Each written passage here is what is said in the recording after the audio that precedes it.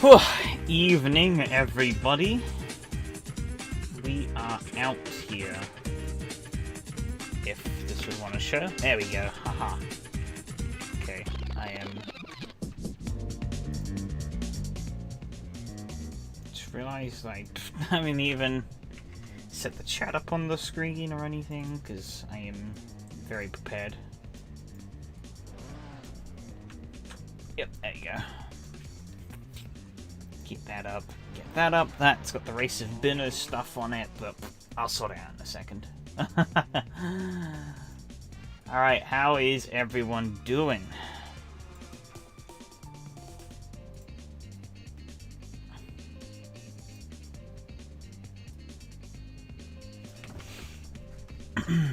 We kick off the recording for the video.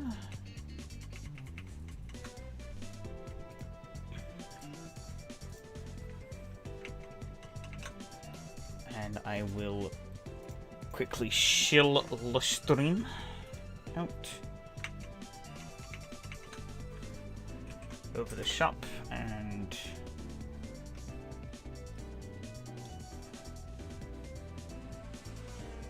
not sure that was quite the right. Well, I guess maybe it is.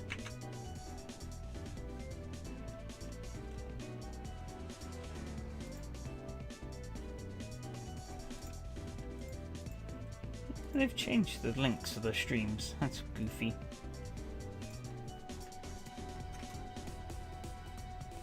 Oh well, is what it is.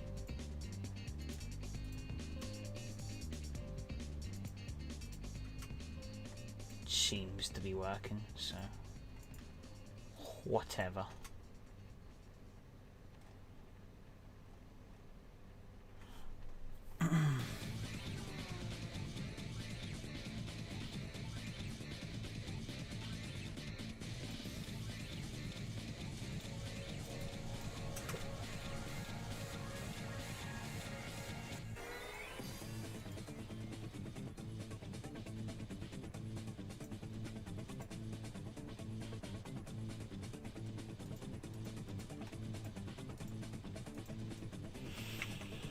Alright, let's load up the setup that we used at Brands, because that seemed to work quite well.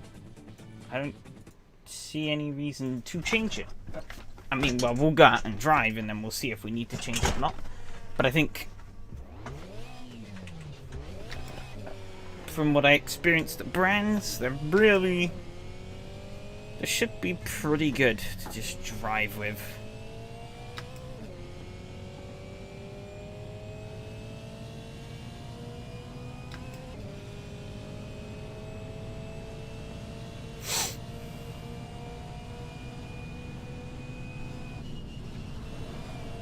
Not quite sure if that was the line, but it was a line.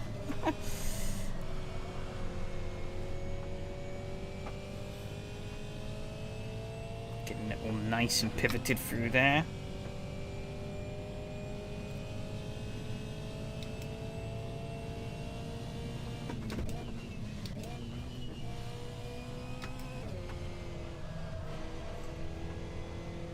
Yeah, this is feeling quite nice actually.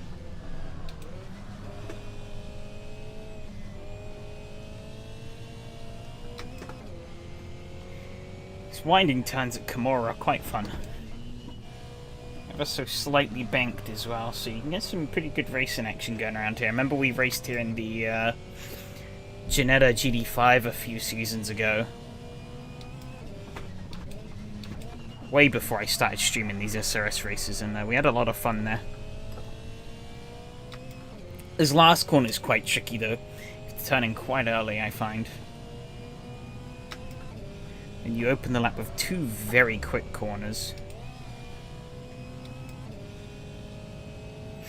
You have this fast one, and then you have a long straight down to a flat out kink. You just keep your foot buried in and jump on the anchors down into here. Go wide because you didn't slow down enough. But you have a lot of space to work with through this opening sector, so it's all about just holding as much speed as you can. And then you outbrake yourself going into the first of these corners. But this car is very nice to drive, so you save it.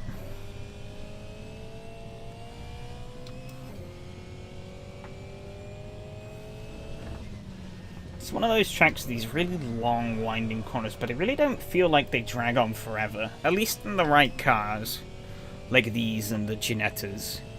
You know, they feel quite nice.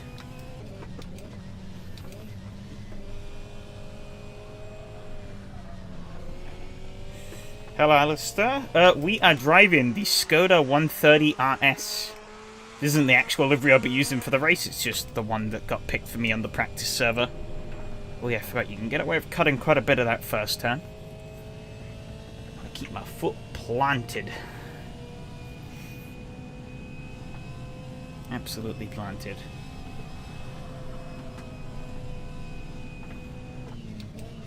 And then brake way too late once again. Get into a little drift. Having Skoda... Yep, the Skoda was at the punching to every automotive joke, yep. We raced this at Brands Hatch last week and it was awesome fun, so I'm hoping that we can get some of that same magic here today at Kimura. If I could only stop drifting the bloody thing into every corner. Might help me bring down my lap times a little bit.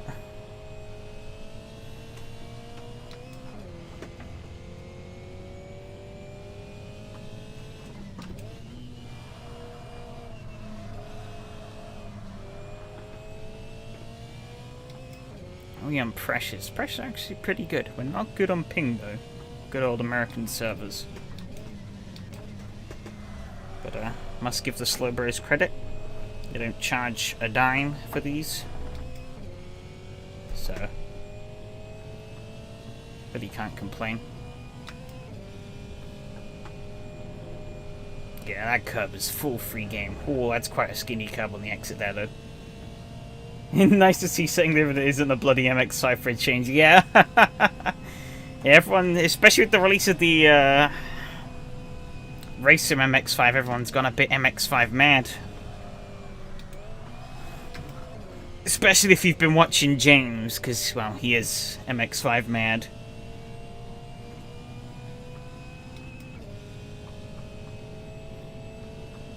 Because I think from what I've seen on his iRacing streams, that's the only car he's been driving also.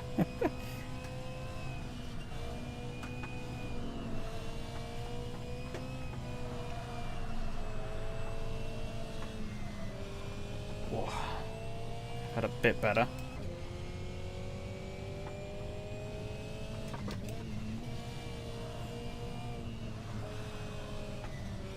He's a Mazda corporate shill.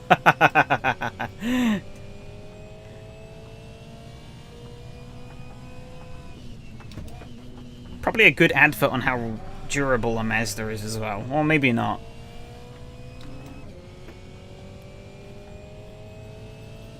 I'm 23. I'm still off the pace.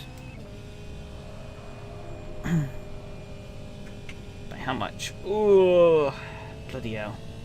Mihal and Matteo just on another world compared to everyone else. No surprises there, but that's what I've got to compete with.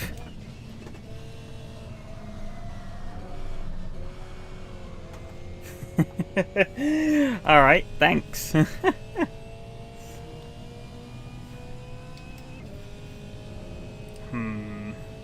Well, do I see a big mound? Right, I'm gonna try something very stupid. I might get DQ'd before I get there. Oh no, we should be able to. Okay, that did not go anywhere near as well as I planned. Well, I wanted to get back to the pits anyway, so it's all good. We are all good. Alright, back to pits. Do I want to increase this? I think just yeah, well, it's not iRacing Bathurst indeed.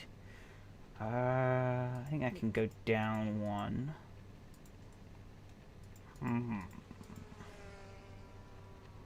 Braking feels fine. Can't lower the front anymore, so I don't really want to risk that. Car's already quite slippery. There isn't a lot you can change. Maybe I'll push the brake bias back a little bit more. Maybe up the pressure a little bit as well.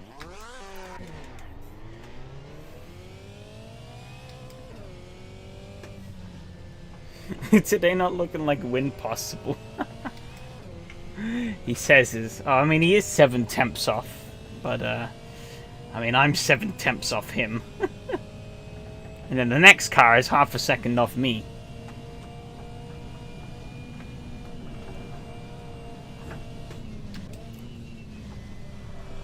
Vintage Slick's my least favorite tire compound for racing. I mean, this car has all of about, I don't know, 2 horsepower, so these slicks are actually quite grippy. Of course, rear engine, so it does kick its rear end out still. But, like that. But it, this thing is quite planted through these corners.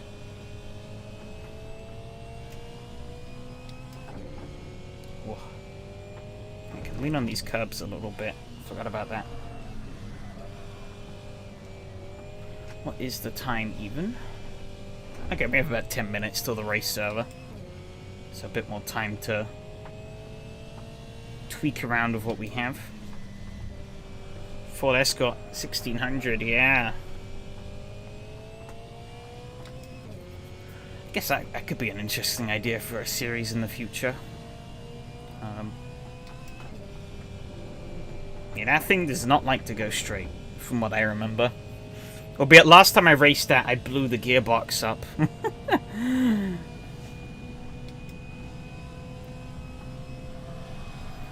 And then experienced the world's fastest gearbox change. I don't, like... It's unreal how fast they repair the gearbox in AC. At least in that Escort. They change it damn fast. Don't even think I was in the pits for like a minute.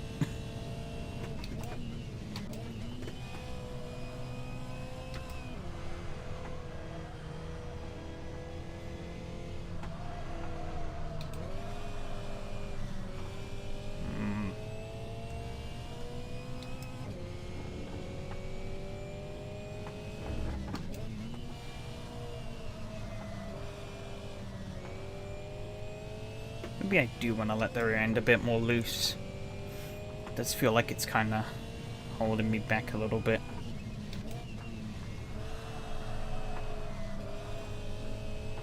Oh, got the power too early.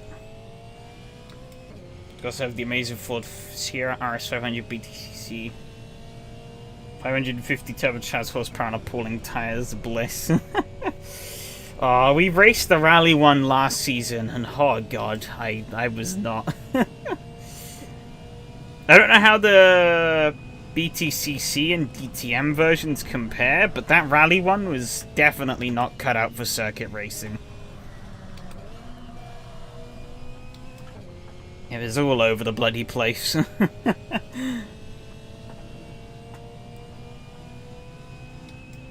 was a massive handful.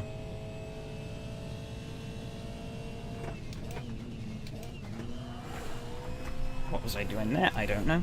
But bad things. Oh, that gravel stops you quick. Holy cow. Up the stiffness. Oh, that's really jacked the rear up. Definitely want the BTCC version. Absolute hooligan. Fair enough, fair enough. I'll have to give it a whirl at some point when I have the time. Just noticed I haven't changed the button thing from the stream. Whoops. That's still listing off from Monday. Or not Monday. Sorry, Sunday. That was an awesome event, though. Never tried anything like it before, bringing together a bunch of people in the community to do some dumb sim racing stuff, but it worked. Right, let's copy that. Luckily, I saved it to a text file. There we go. I want icon can't spell. Jesus.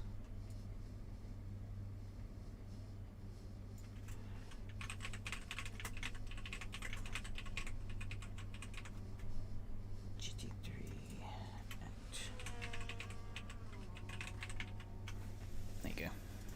Voila. Finally updated that. Driving around Tiger Florida just because this AC allows it. Fair enough, fair enough. I don't think I've ever completed a lap at the Tiger Florio. I think I've always just crashed the car beyond repair before I complete a lap. Because I have a bad habit of getting impatient and then sending it a little too hard into one corner. And then that's it, me dead.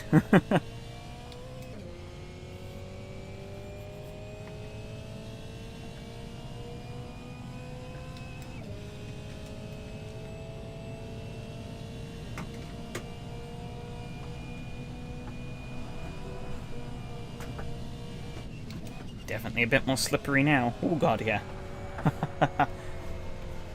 Ooh.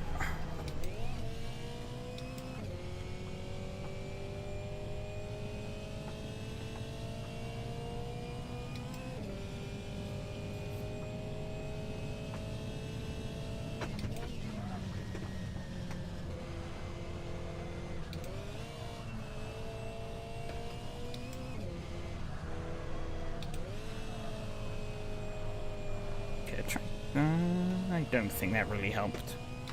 Tried to arc the corner a bit more, but I just ended up running wide for most of it.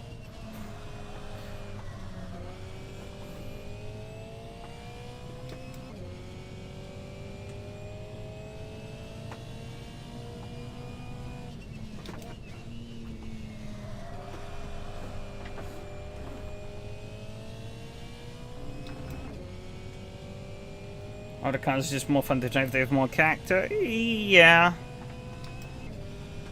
I think it does depend. There are some newer cars that I love to drive, but yeah. Once you actually like can start doing laps in older cars without binning them, they get a lot of fun. Like I revisited the Porsche Group C car for like the first time in years. I remember racing it years ago once, and I wasn't a fan. I think the track choice, I think that was at like Mugello or something, so the track choice wasn't great, and I just couldn't handle the car all those years ago. But I went back to it a couple of weeks back at VIR, and it was so much fun to just absolutely hurl this like absolute death trap of a prototype through the like twists and undulations at VIR.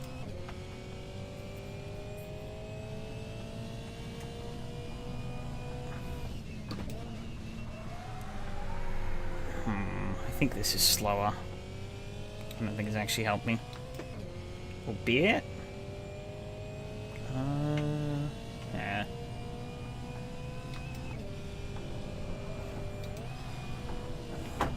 It's definitely made the car a bit more unpredictable. Oh, hitch that curb. 74 Porsche RSR. Interesting. Alright, yeah, that was not the way to go. What did I change? I don't remember. But I think it was this. Yes, there we go. That was what we had. 96 feels more comfortable. Pressures are fine. I must think the shorter gear ratios are the ones to go for. I could be wrong though. Ooh, this is tempting. What about on this one? Ah, it's too fast. That's 108. That might be good.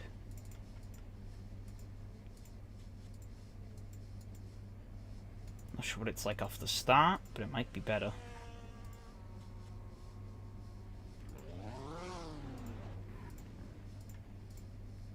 Oh, somebody is doing funny things. Oh. Somebody is trying to go into the pit box. I think there's an invisible wall there. Oh, of course it's Michael. Let's see where he's going. He's leaving. He's fed up already. He's going home. Doesn't want to do this race. Cheeky little spin. Yeah, he murdered my pit crew, yeah. Sabotage.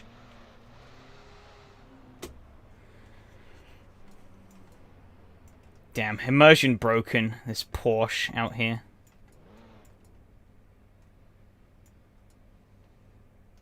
What even is that window texture? Oh my god.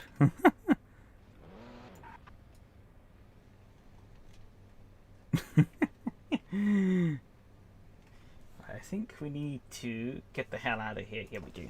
Because the server will be up any minute now. I don't think I saved what I just changed. Oh, well, I can do it again when I get in the server.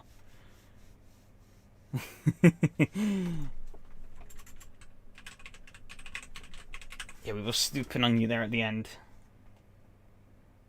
Attempt to blend has failed, yeah. Let's see how many people we got. I haven't actually checked. 18, that's pretty good. Some faces on there I've never seen before. A lot of usual suspects as well.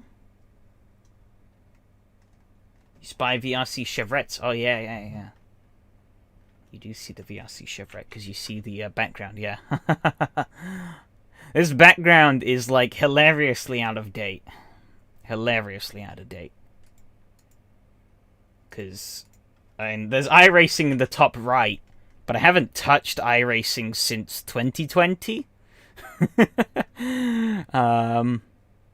So that's... Oh, well, there's AC backup. Hang on, let me hide AC real quick. Yeah, the VRC Chevret, that's like that car, so why not? Also, Riverside. Riverside's an awesome track. The one in the top left is a really old GT3 race at Zandvoort. I don't know why I put that there, but I guess it was just a cool battle in that race. And then bottom left is the... I had to put an open wheeler in of some kind, so I guess I put that. Yeah, one day I should probably swap around these images in the background, but I'd have to go and find where I set this all up and change it there.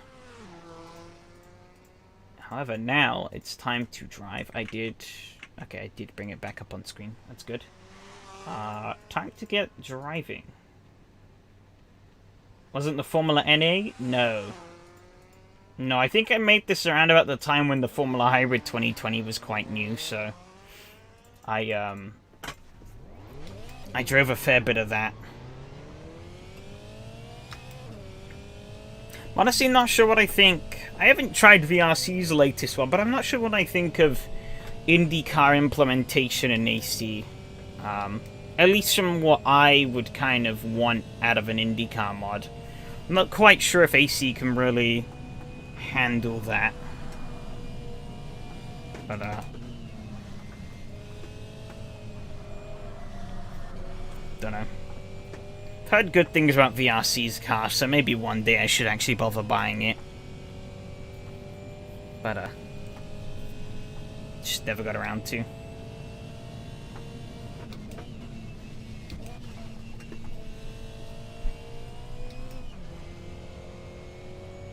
I had the 2018 one, but it didn't really leave much of a impression on me.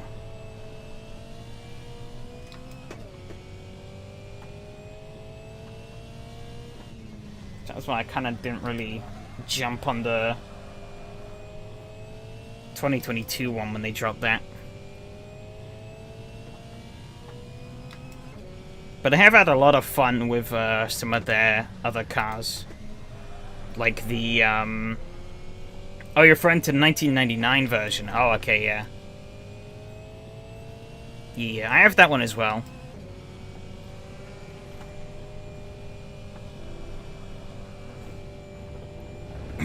But, it's been years since I've touched it.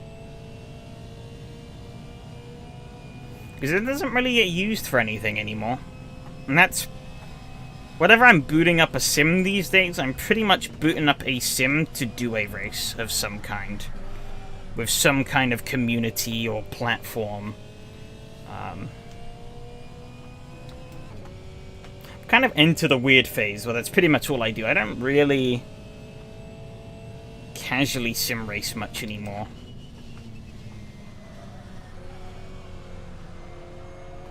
Which I guess may sound like blasphemy to some people, but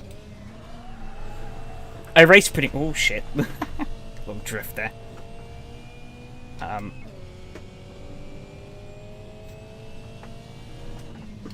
I take these races pretty casually, but, compared to some. Yeah, I get bored of GT3 quickly as well. The only reason last week's GT3 race was fun was because I was like 7 minutes short on fuel.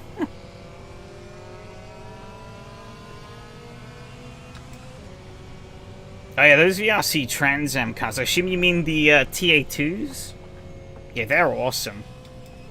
I did a whole championship in those, and yeah, it was quite fun wrangling those around.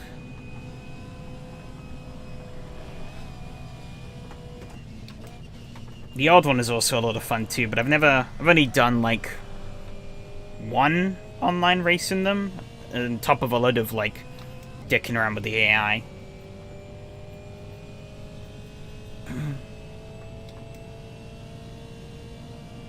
Modded Dodge Challenger TA2. Oh, I should not have been in second gear there. Plus this is a different gear ratio config, so things are a bit different.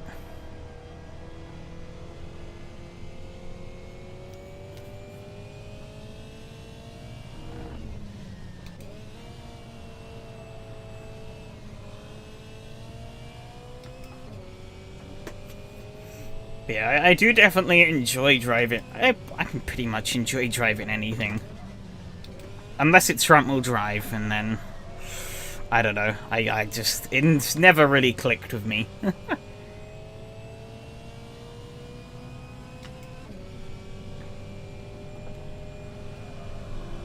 Been trying to race those new touring cars that they released lately, and I've not been having a good time.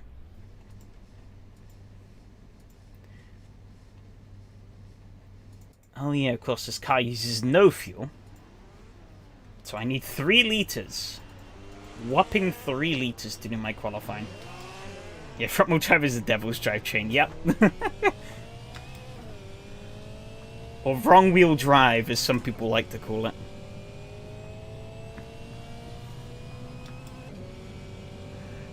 I say that ironically as I drive a front-wheel drive in real life, but... It works as a, like, going down to the shops kind of car, you know, popping down the local Tesco's. It works for that. Oh, Michael getting sideways. Is he gonna save it? No, not quite. But when you take it on a racetrack, it falls apart.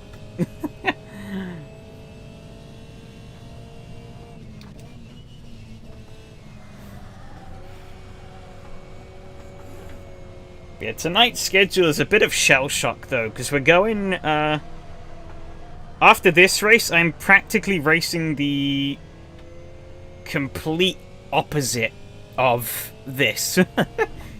Because we're jumping from this plucky little Skoda into mid-2000s Formula 1 cars. I don't think you could get much different. Fortunate position driving your childhood dream cars. Ooh, nice. What car is that, if you don't mind me asking? I'm going to assume you're not. You wouldn't.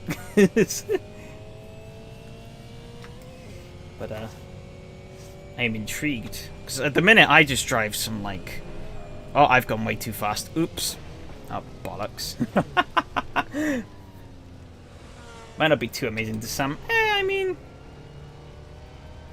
Okay, I need to somehow get back on the track. Ooh, a C4. Nice.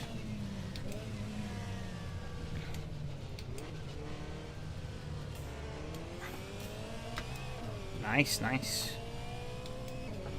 And I like me a Corvette. I could not imagine owning one in the UK, though.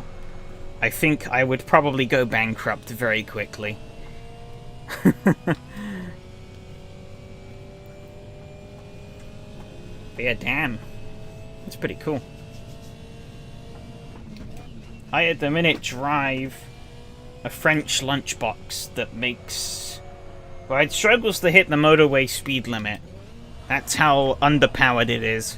I think it's supposed to make about 60 horsepower, but I'm not quite sure it even makes that anymore. It's hilarious trying to drive one in Southend. I can imagine.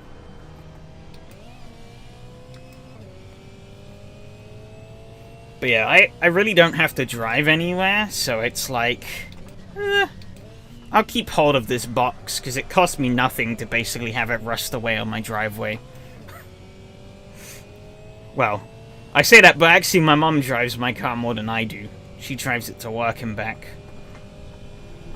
But, I luckily have a job that's, like, basically around the corner from where I live. So, I just skip the traffic and cycle.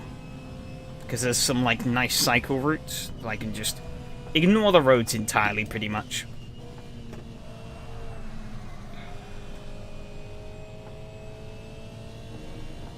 Skip all the horrible morning traffic that people get stuck in.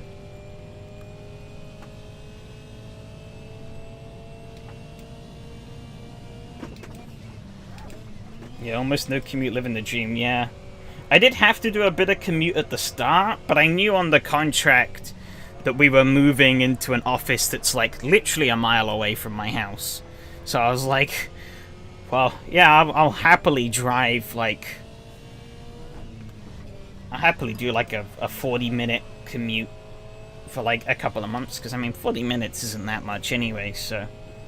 And it was down some nice country roads to our old premises, and then we moved.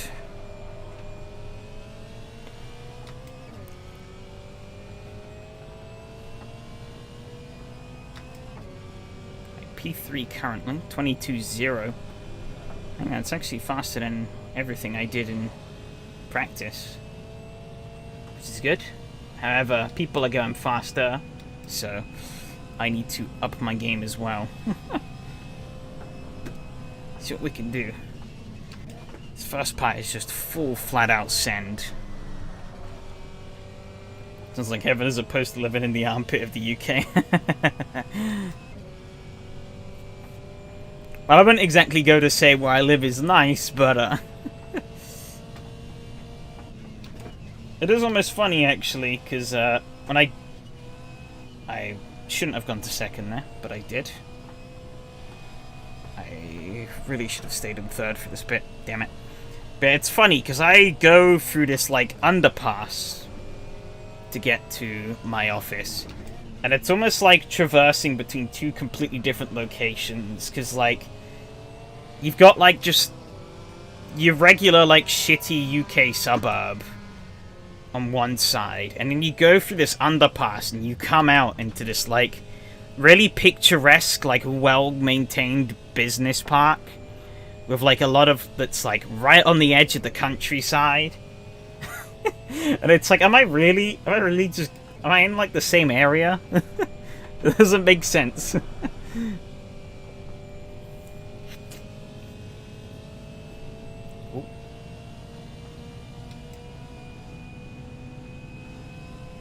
I had to abort that lap, because I kind of got caught up behind Martin. Let's go again.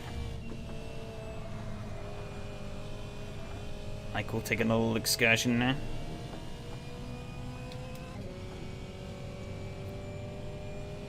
At least so I'm not invaded by unsightly tower blocks. Yeah, that's true. I've gone down to second gear again.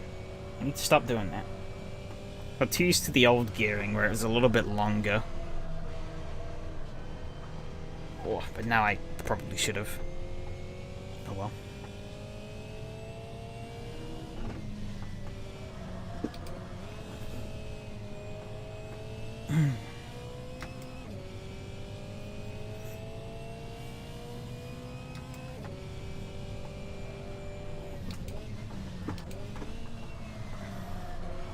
You know, the nearest, like, major city I live near to is London.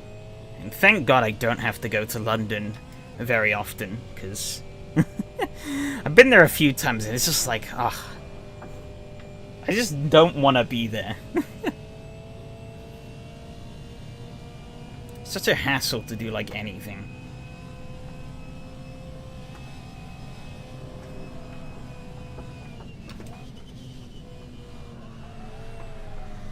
I don't think I've ever been to any of the other major cities, really. Yeah, UK's urban death maze, yeah. How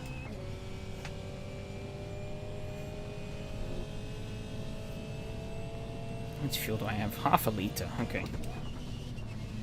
Qualifying is almost over, though.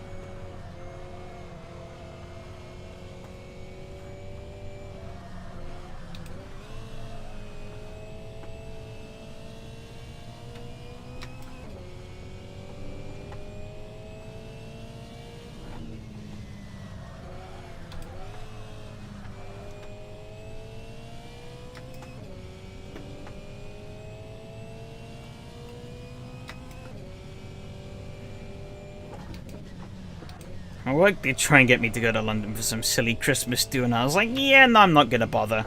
Especially because it was like when the rail strikes are going on and everything. Shit, I was still slower. Oh, that's still good enough for 4th place. Quite a ways off the top 3, but those times are quite insane. I don't have enough fuel to do another lap though, so gonna have to go back to the pits. How much fuel are we gonna need for this race? 10? 10 liters is way too much. Okay. What about 8?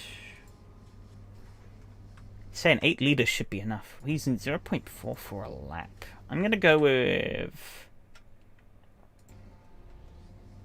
Yeah, it means you'd have to associate with people and pretend you like them. Yeah, exactly. I was like, spend loads of money to go to London, deal with the inconvenience of going to London, to then interact with some people that I don't really care about. I was like, yeah, no. I'd rather just work that day.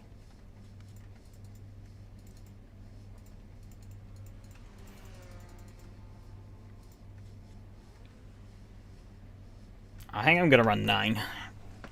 It's saying 8 should do me fine for the race, but I don't know how much I trust these numbers.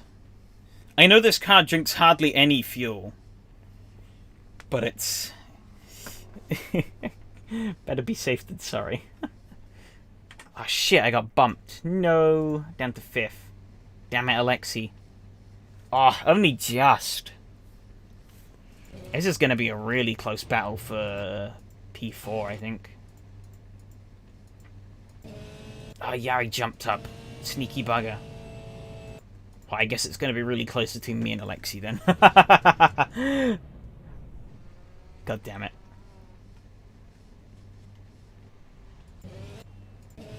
Maybe I'll find the time in the race that I need to keep up with these guys, but we shall see. Oh, what? Don't think you can park here, Michael.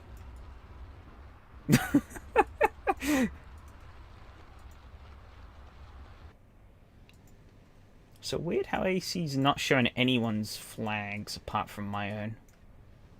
Bloody spine again. I was just clicking down the leaderboard and I see you just sat there. Yep, good luck to you, Michael. Good luck to anyone else who's listening in, who's racing. I don't know why I'm stepping on the brakes. I don't need to do that here. Ooh.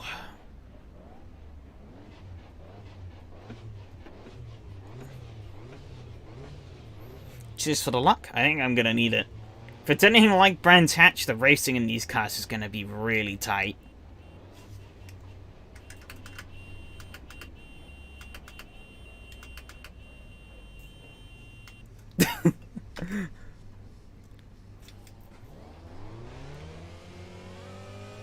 Let's get ready.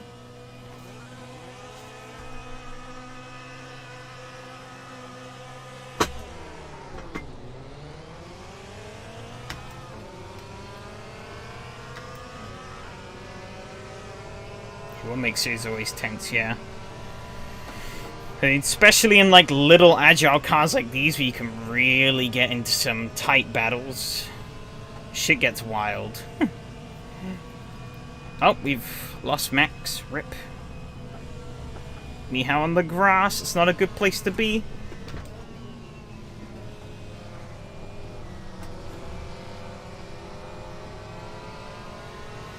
Got a really good exit there, but I don't really have anywhere to go because Matteo's going to block. Yari on my left. He's going to sweep back on through.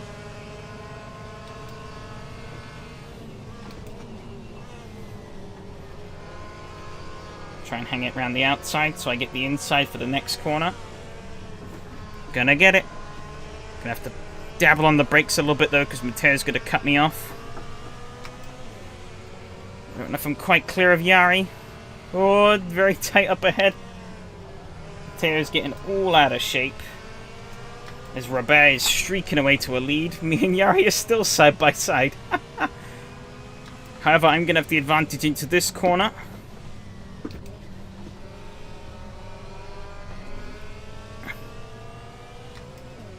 I think I'm going to lose slipstream to Matteo though, which is not going to be ideal. Max has rejoined. Cut as much as that curves I can get away with. Run it tight out so I don't, but not hitting the gravel. My bloody button never works for looking backwards. Yari does not seem to be catching though. I guess maybe he's topping out. Using all the track width. Oh. Well, not quite. I didn't quite lick the curb. So I can still go faster. Those two are really going at it, though. I have overcooked the entry. But that's fine.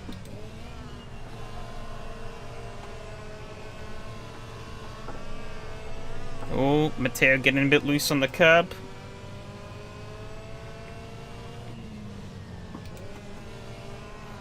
Getting very loose. I'm gonna have to assume he's got his car set up to be quite slippery.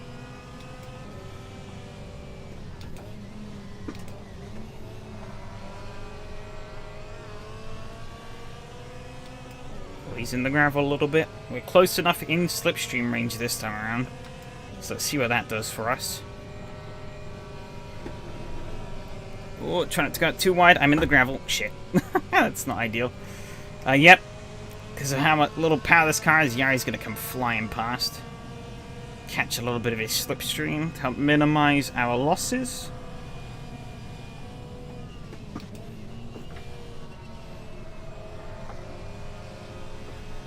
Okay, nice and tight up with Yari still. Got a reasonable gap back to Alexi and Michael behind, and an even bigger gap back to M2. So we're actually in a pretty good spot here. Yari has the pace to catch up to these guys up front. So I might actually just kind of let him be for now. So that we can actually close up.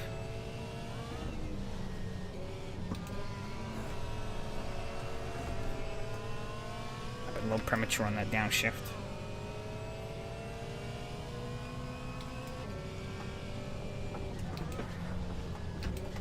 Ooh, big squabble there. But we're good.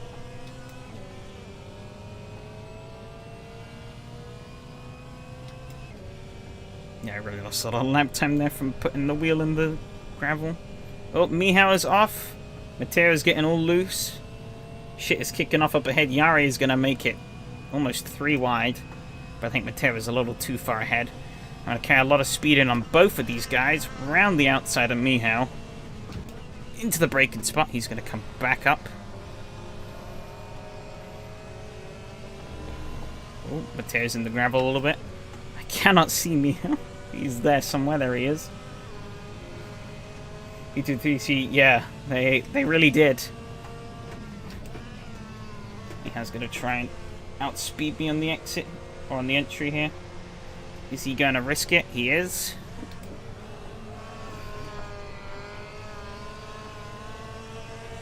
Well, Alexi has done the rounds catching up. He's left Michael behind.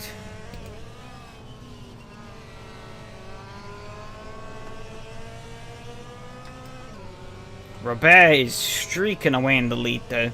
He doesn't have to worry about any fighting. He's just running away with it. Well, I definitely got that a bit wrong. Oh, we got a good exit. Mihao got very squabbly. Do I try out the inside? I'm going for it. This is probably a very stupid move.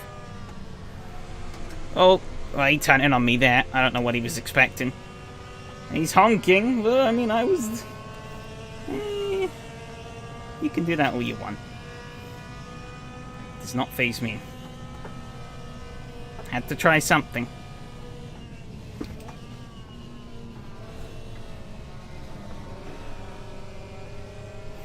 Not just gonna disappear from an apex. Yeah.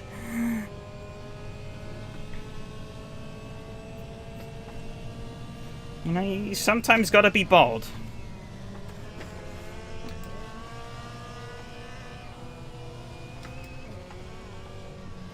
He made a mistake. He opened the door for me to come up alongside him. Not quite sure what he was expecting. You know?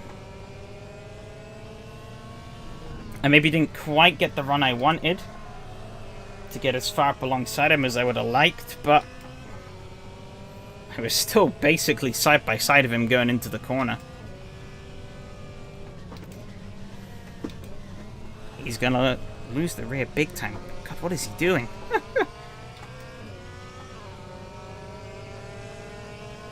He's now gonna run me into the wall.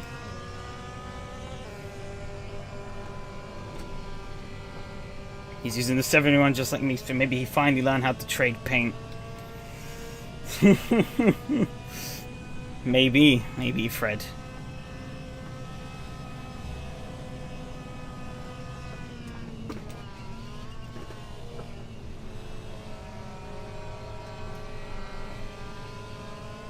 Yeah, Yari and Mateo have slipped away from us, but is what it is. Robert is still a country mile ahead.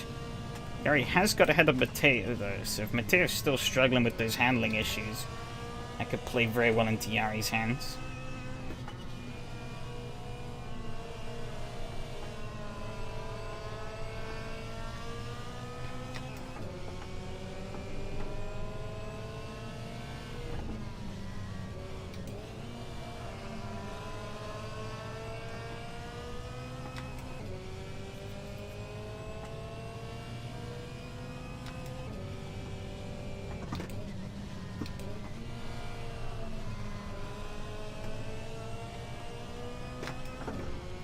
A little bit of a slide from me there, but it seems like Alexi lost a lot of time there. So that works in my favor. Got a nice cushion behind to work with. Now I only really have to focus on the cars ahead.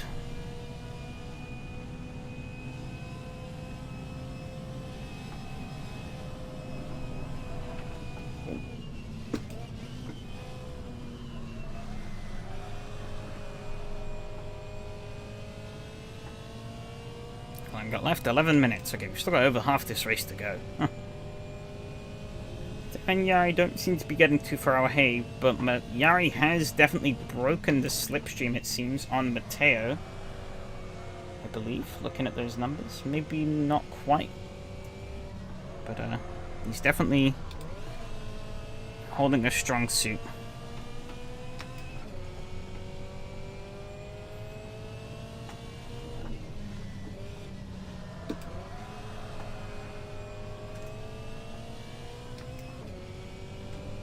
Not quite, but if they start battling again, then maybe having me doing that is not going to happen. Actually, that didn't work out too bad. Oh, wow, what the hell happened there? There's something happened. Saw a plume of dust and they spread out really far. They've lost like a second, maybe two now. I think they might have had a little bit of a door bang on the exit of the final turn. And the final turn does tighten up very aggressively, so that could be causal. They're off onto the grass a little bit up ahead. Oh, I've gotten very sideways. It's not ideal. Yeah, I'm losing time with that. Oops. Here comes Alexi.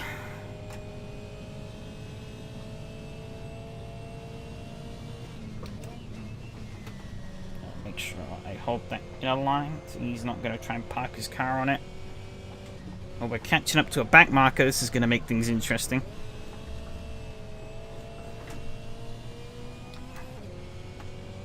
But these cars would be absolutely killer at Goodwood.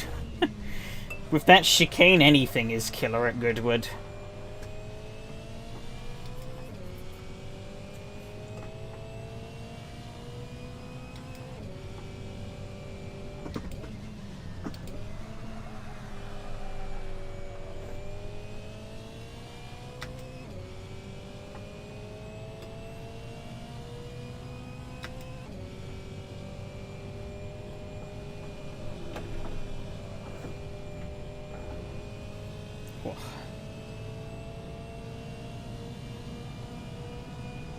Matteo has dropped back quite a lot.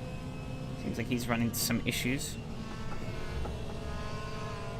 Looks like Nero might not have adjusted his gearbox because he was topping out very low. He was like a sitting duck on the straight there. Why did I go down to second? Ugh. I need to remember that this car only has 4 gears. Fucking hell. It's too jumpy with the downshift.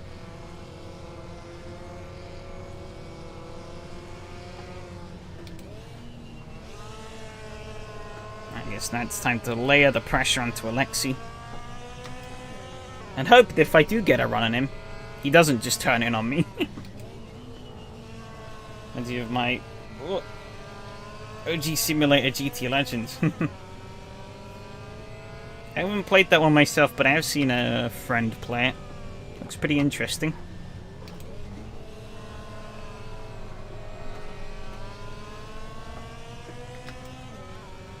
Whew. I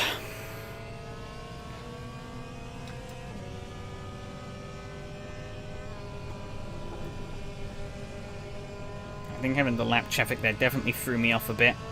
We do have a big slipstream here on Alexi. Gonna pull up alongside him.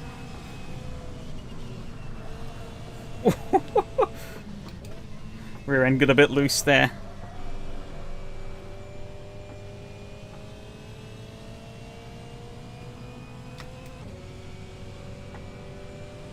Which is he gonna pick to go? Which way are you going? On the outside? Alright.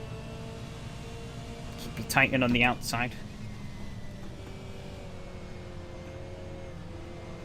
Give you enough space though.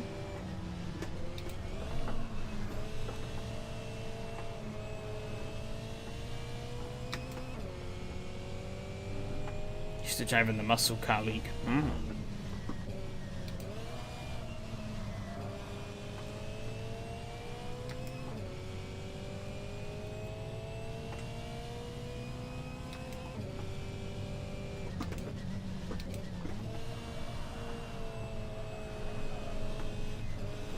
Got that a bit wrong. There's not a good line through there.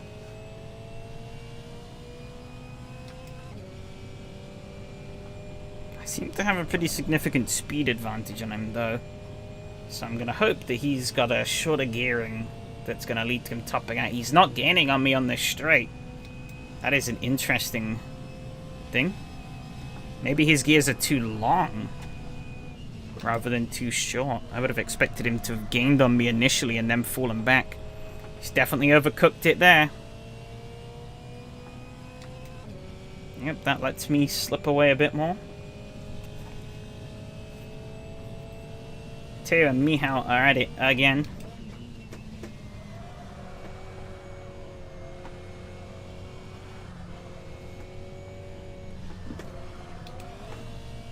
I'm waiting for Mihao to arrive afterwards and to tell me that I've committed a criminal offense by going for a gap.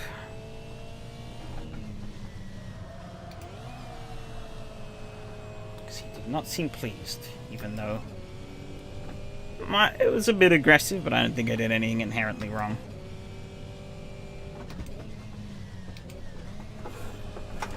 I rear end stepped out a little bit. God damn it. Still have a decent enough margin on Alexi though. Wonder if Mateo's still being plagued by those gearbox issues he was talking about. Wasn't even aggressive.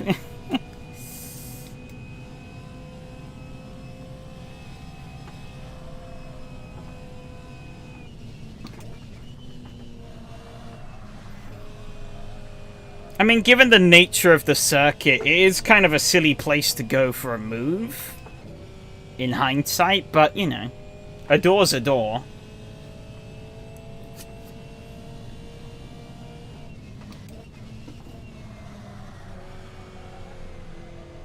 You know, it was door's a door, and it basically then became a game of chicken. He decided he wasn't going to back out. I decided I wasn't going to back out. I didn't even push him off the track. We had a little door rub. He still won out in the end.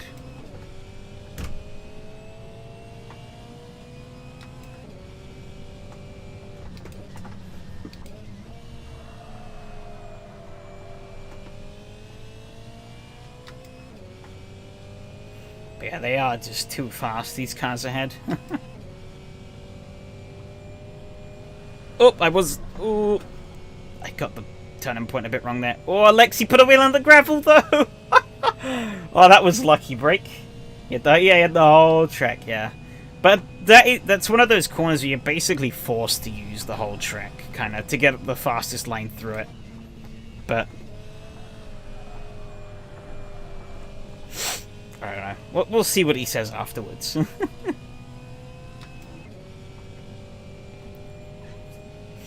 Oh, Alexi is slipping back into the clutches of Michael. That might free him up from me.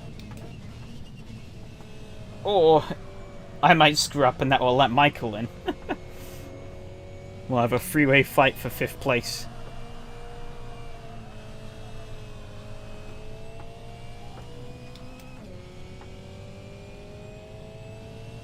I'm hoping that they have a bit more tussling up ahead, though. So I have a bit more of a chance to catch up.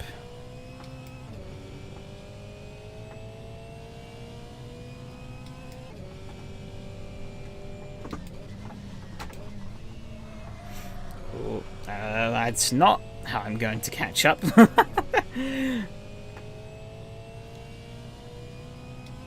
it 23? Ouch. That was not a good lap.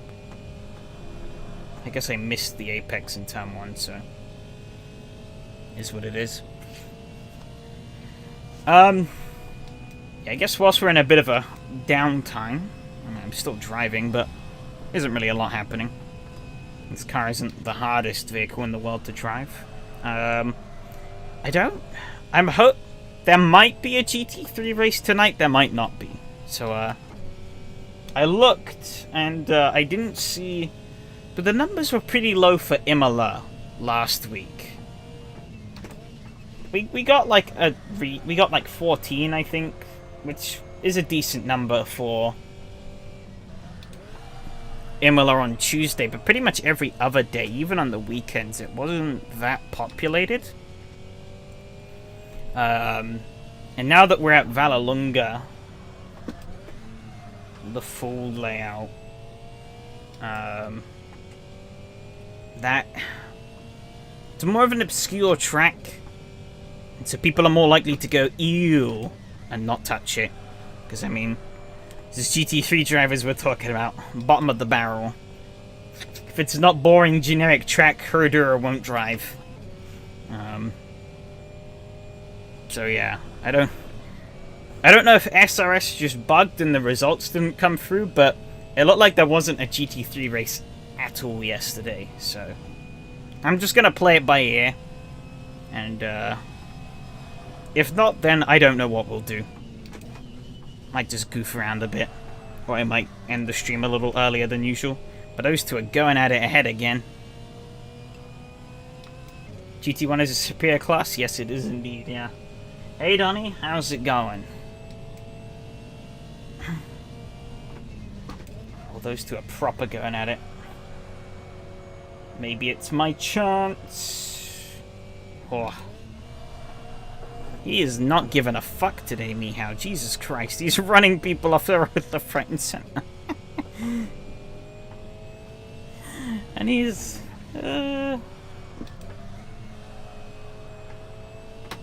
Hypocrisy is unreal.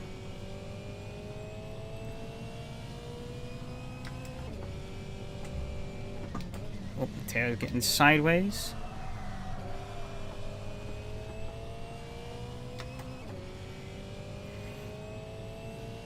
Oh, that was that. 5th place. I'll take it. Had some good battles there, but these guys up front were just... was able to catch up to him a bit more. But we had the jumps and chicanes of death. I had enough of those yesterday.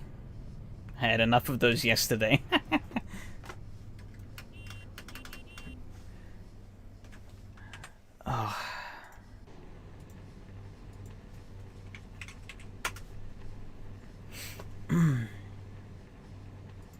Robert just ran away. Robert and Yari, they got clear of the group.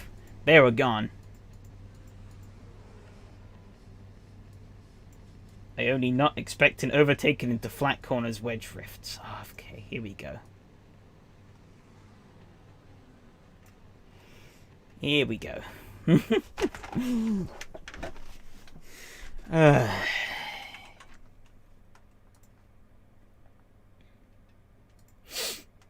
So many inks. Oof. Yeah. I caught up quite a lot at the end there, and I was like, ooh. Hey, we already have 9.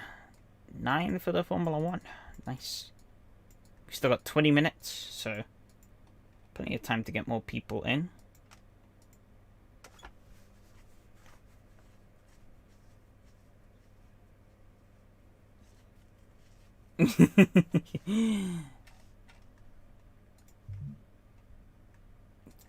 Could maybe squeeze a Formula 1 car. I wouldn't squeeze multiple Formula 1 cars, but you could probably squeeze one around Kimura.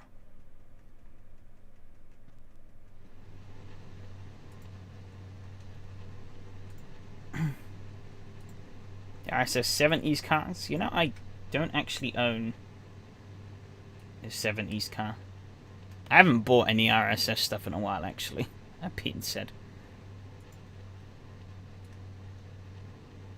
Righty-ho. Take a peek. The action.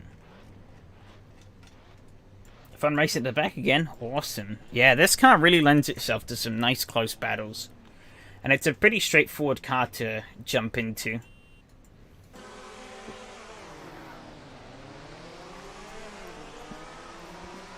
F1 car at Abisu, you'd like just flip. You would die every lap. I don't think you would survive.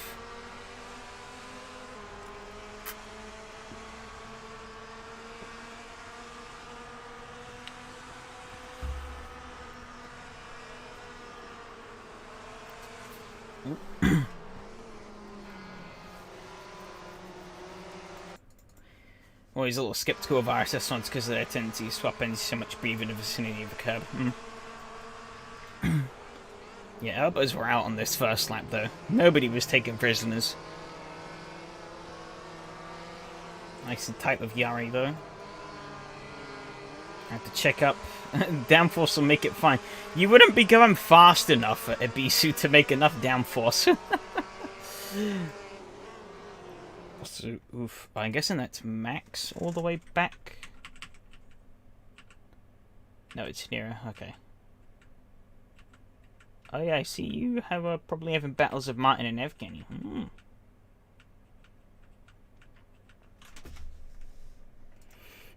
VRC are the gold standard, the big three mod creators. If you ignore those touring cars, maybe. Oh, that was tight. Whew. Yeah, I got a little slippy on the exit, so it pushed me away from the apex, or from the outside.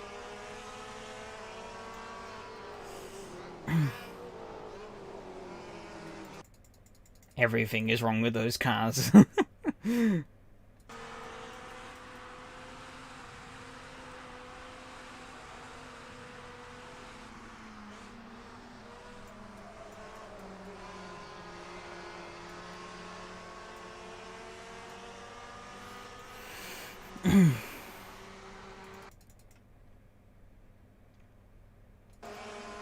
Wouldn't mind doing a race that's 40 minutes.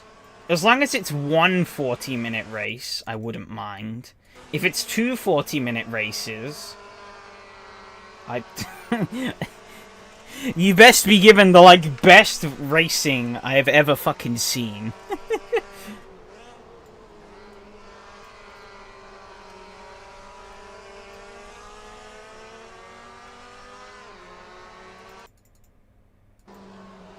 $245. No. No, please.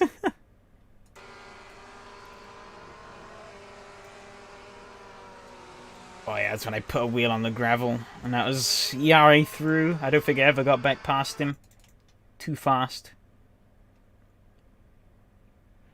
I think 20 minutes is kind of a nice little sweet spot, though. The races aren't... They're incredibly short races. Oh god, what happened here? What happened here? Oh, they door banged. Oh, yep, they touched on the exit. Oof. Is this the same as what happened with me later, actually? I want to... 40-minute races with the KRB Audi S1 silhouette. Oh, I think it is the same. Oh, yeah. Oh, no, you were... Oh. Okay, I think I was more alongside later. 20 is a sweet spot for very short races. 40 is a good short race that allow for pit stop. Yeah. I think the issue is when the race starts to get, like, really long, you, I mean, I could do a 2-hour race easily, like, stamina-wise. But you've got to give me the, like... You got to give me something that's worthwhile doing for 2 hours. Yeah, he got super out of shape here. I also just don't really have the time, really. I say that unironically as I'm doing, like, a 2-3 hour stream. Yeah, he just... I don't know what he was thinking here. He just... I mean, we both didn't lift into a high-speed corner. But he just... he just turns in. And then he's tooting his horn and flashing his lights. There wouldn't have been a single contact if he'd held a little wider. But, you know.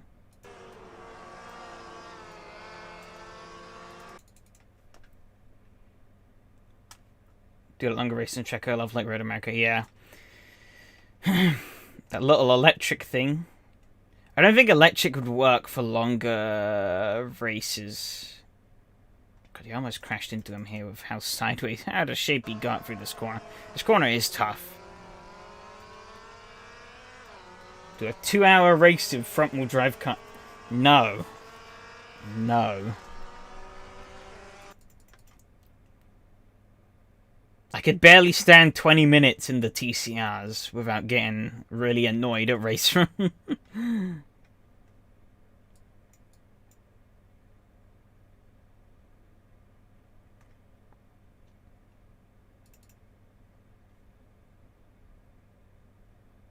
Race Sim is such a mixed bag, though. Such a mixed bag.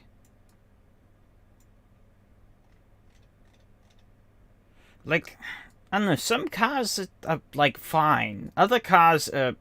Well, most of the cars are kind of meh. Some cars are really fun, and then others just plain awful.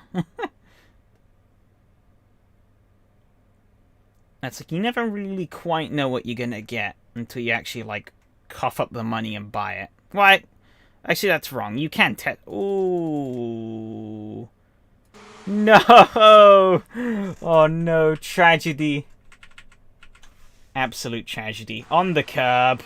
Massive oversteer. He corrected too hard, and off he goes into the... Oh, he's in the trees. Oh no.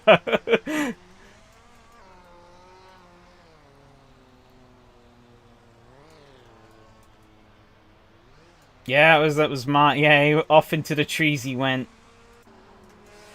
Ah, tragedy. All sandboxings are a mixed bag. Yeah, yeah. You're only 144p, Jesus. Get some nice tight battling with Alexi here. Yeah, but I mean, like, I feel like even AC's worst is, like, still more enjoyable than, like, Race Room's kind of middle ground cars.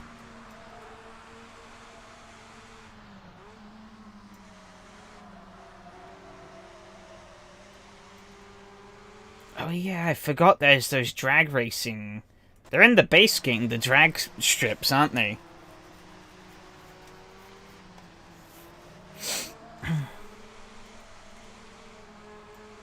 Oh, these are like modded tracks, I'm guessing? Oh, okay. Yeah, some like modded online stuff. Okay.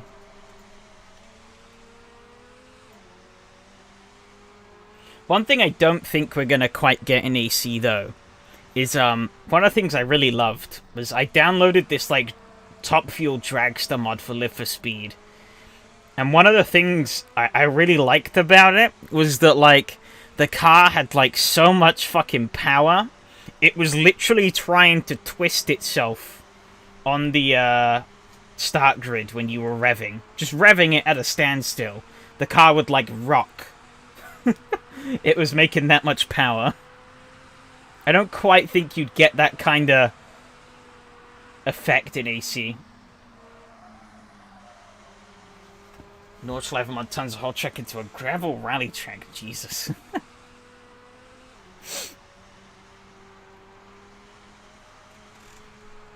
Yeah, they do have about 4,000 horsepower. Or 14,000, yeah. I think, yeah, a lot of this back half was kind of just quiet, yeah. But that was a fun race. A little quiet towards the end, but I still had fun. We do have time to check the results. They make you cry.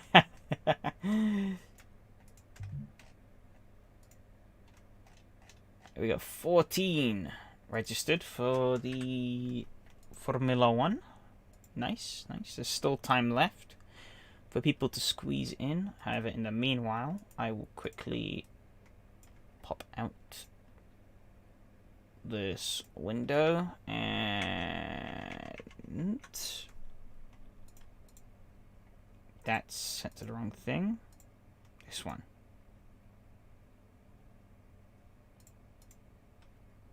Does not want to pick the right window, does it? This one. Haha. There you go. To really check where tonight's race is, it's at Montreal. Montreal. Skoda. Kimura. Did I get through? Oh, I had one incident. That would have been with me, wouldn't it? Yeah. He had 5. Matteo had 4. Top 2 had 0, obviously. Very clean race besides that. Who had 6? Jorges? I don't know how to pronounce that. I probably got that wrong. Some nice little mix-ups through the field, though. No real straight lines.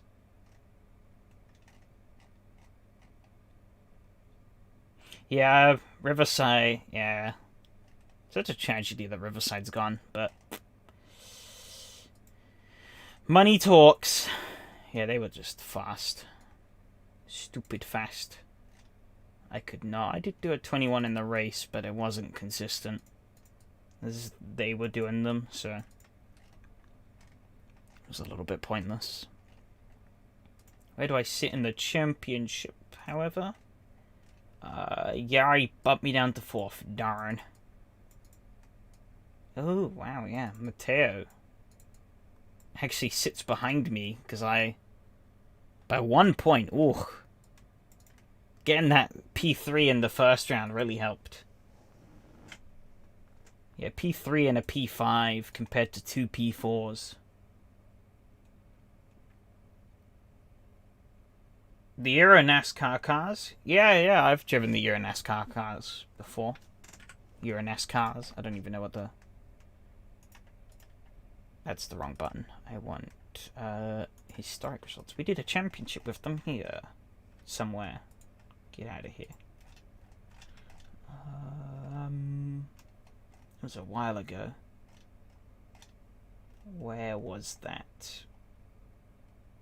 Euro NASCAR. It's back when James was still hosting. It's quite a while ago.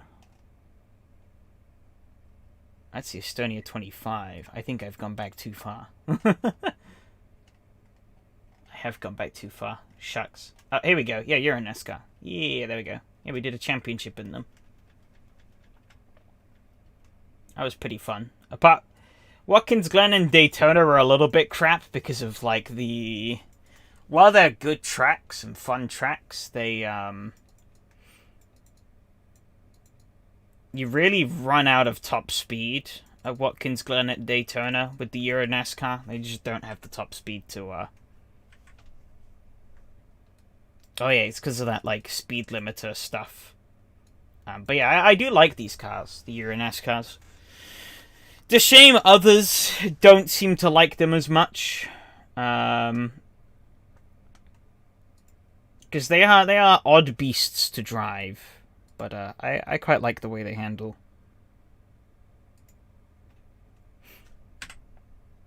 We still have time. Did you? Oh, the 70s Mustangs. They're all stock cars. Like stock as in like road. They're road cars. They don't like us because they have a peasant scum. Well, I think you give people quirky cars and they kind of panic because they don't really know what to do with them. I remember I did a community race a couple of weeks back in the Legends cars. You know, those little, like, tube frame motorbike engined cars with, like, the old Ford bodies. I was doing one of those at Brands Hatch Indy. And that's quite a... You got some nice, like, sort of slow, kind of flowing corners there.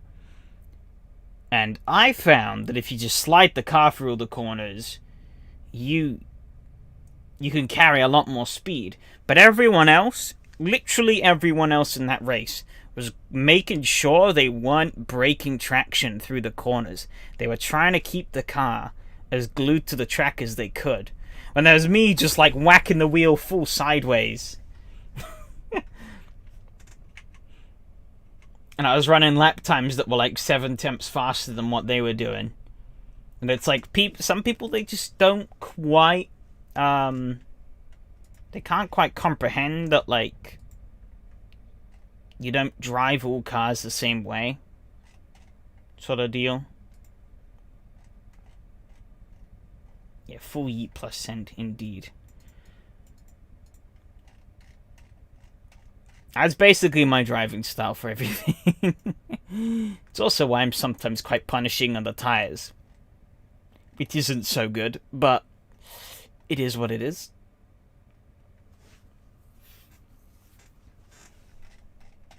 Oh, we still have a couple of minutes until the Formula 1 server goes up. Got a nice grid, though. Different cars show different characteristics? Impossible. Yeah, I know, right? SimRacing equation only we would understand. To make a video titled "Why Grip Jarrison," give it a good clickbaity thumbnail and review that Skoda.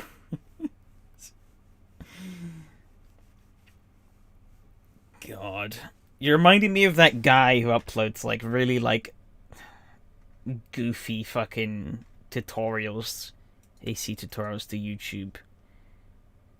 Saying braking distances can be affected by fuel load and tire wear.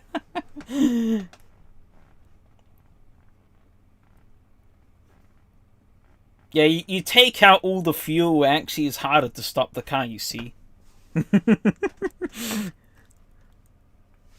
You want to fill the car to the brim for the optimal braking.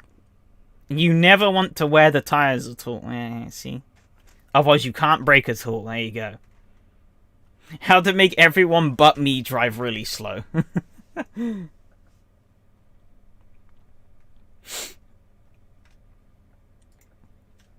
Trailbreaking is a conspiracy theory.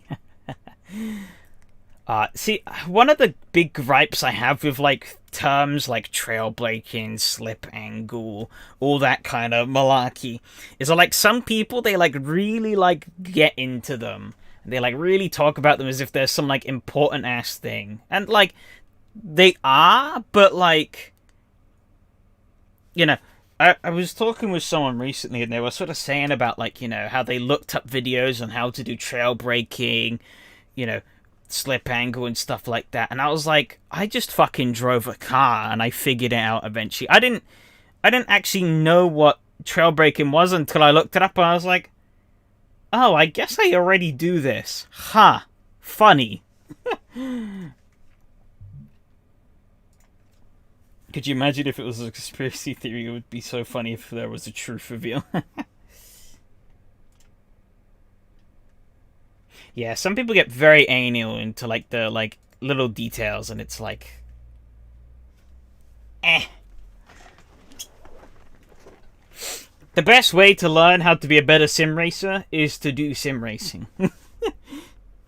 You drive car fast, you'll eventually figure out how to drive car fast better. Competition is also a good way to learn. You put yourself into actual competition, and you tend to learn a lot more. Exactly, yeah. Best way to learn is to just do it.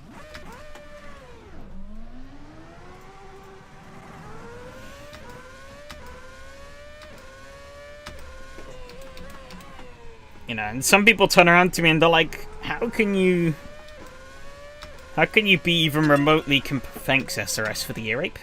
It's like, how can you be even remotely competitive with, like, basically no practice? And it's like, well, when you think about it, my practice is the, like, thousands of hours of racing I have done on AC over the years.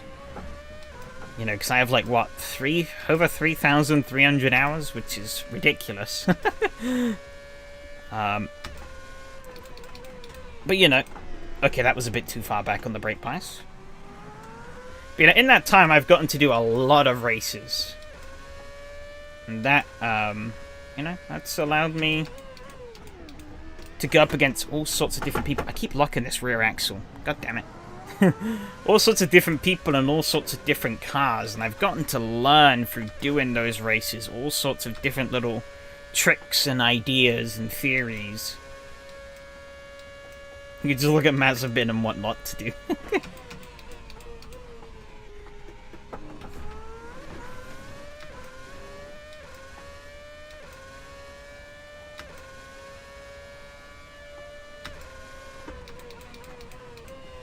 These curbs are a bit more aggressive than I was expecting, though. I'll be honest. They are car killers for sure. Like these here, like, holy cow, look at this. Ooh.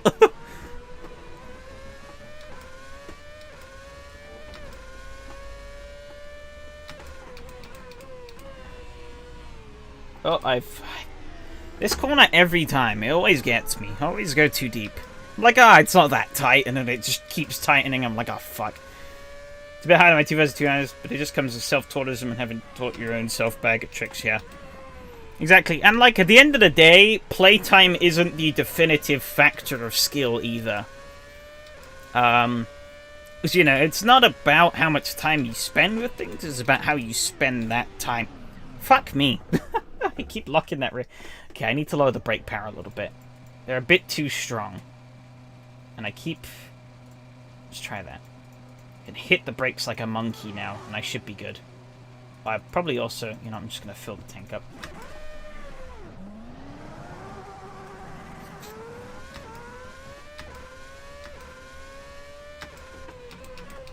It's a lot of rear brake bias. Yeah, that's kind of how Formula 1 cars are. They have it quite far to the back in the, like, 50s. And I do feel like at times it's kind of needed.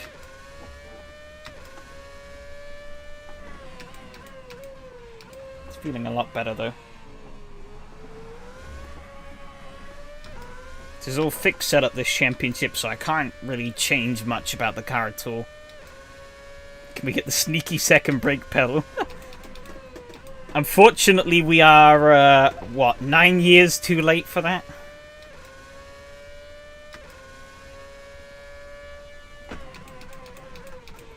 Oh, I think I know what's going wrong. I'm going into first gear. I think that's my problem. First gear in a Formula 1 car, or modern Formula 1 car, is just death. Roger Ball taught you a game it was enthusiasm was the game that opened my eyes to the drive cars differently and sliding as fast in some cars been knowledge from 2007 I retained. Yeah, definitely some of the sim knowledge some of the knowledge that I've taken into sims and ideas that I've taken forward into sims, I've plucked from like some of the weirdest crevices of my gaming experiences.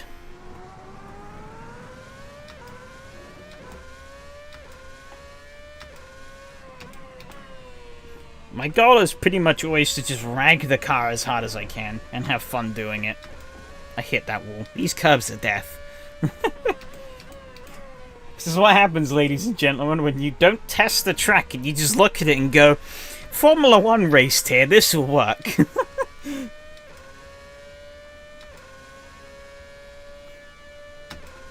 Well, it's true Formula 1 did... Oh, fuck, I missed the breaking point. I wasn't paying attention. I'm going to go into that wall. Ow. Last great year F1 last year, Williams won. Yeah. It was only downhill from there for Williams, unfortunately. Right, yeah, there we go. Keep it in second gear. Much better. No spin.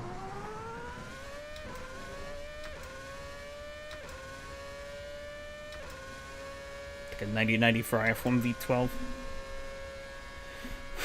Yeah, let's try 53. I think some of my woes earlier were from going down into first gear. Yeah, now that I'm staying off of first gear, I am surviving better.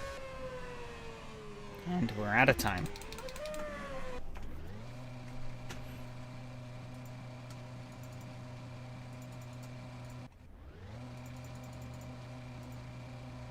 I think if I had to pick a Formula 1 era, it'd have to be... Hands down, it would have to be the late 70s with the ground effect. Oh, that was not a...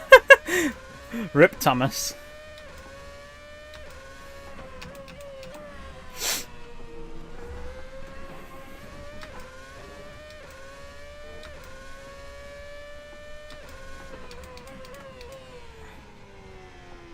Found in the other phone car's gonna load in second unless you're at a crawl. Yeah, it's the same in these new ones as well. That era sucks, but not in the bad way. You're not wrong. But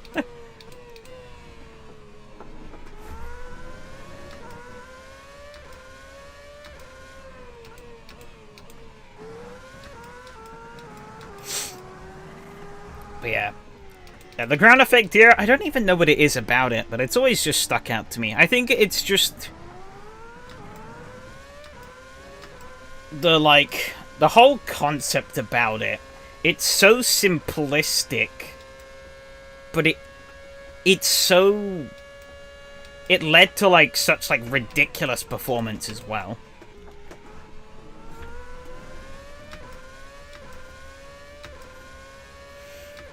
And I did a race, a little community race, a couple of weeks ago in R-Factor 2 using some 1979 F1 cars.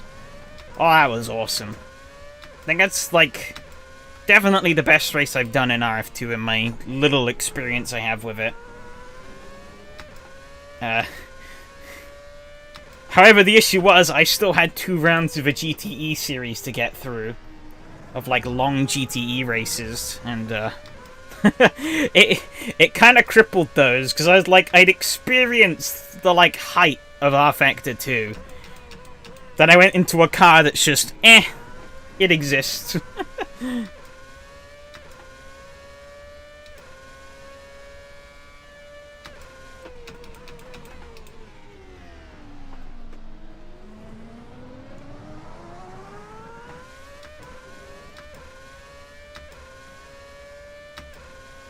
Or for me, definitely the mental AF Turbo 80s era. Fair enough. I think my issue... Big turbo and crazy power is pretty cool. But I'm definitely more of a naturally aspirated guy over a turbo guy. I would rather have 900 horsepower at my feet instantly than 900 horsepower after about 2 seconds.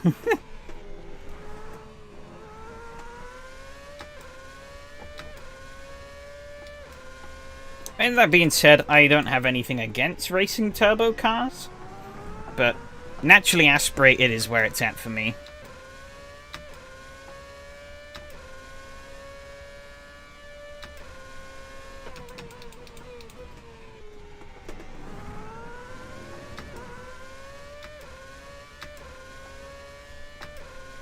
Like, you strap yourself into, like, one of those big... I think that's one... Oh, I didn't die going into first skid there, we're good. It's one of the reasons why I do quite like American race cars and stuff. Like, the big old American muscle. It's because it's just like, hey, we have just this ridiculously big engine with an ungodly amount of power. Have fun. I definitely do need to do a race with those Group 5s and race them one day so I can get a chance to race the insanity that is the Greenwood Corvette. Because I was going to do a race, rather unemphatically, at the Nordschleifer, which I don't... it's Nords. But, yeah, I had to pull out of that in the end because I wasn't feeling great. It was a shame because I spent a little while honing in. I actually learned a lot about, like, setting up stuff properly in Race Room. Like, to get my...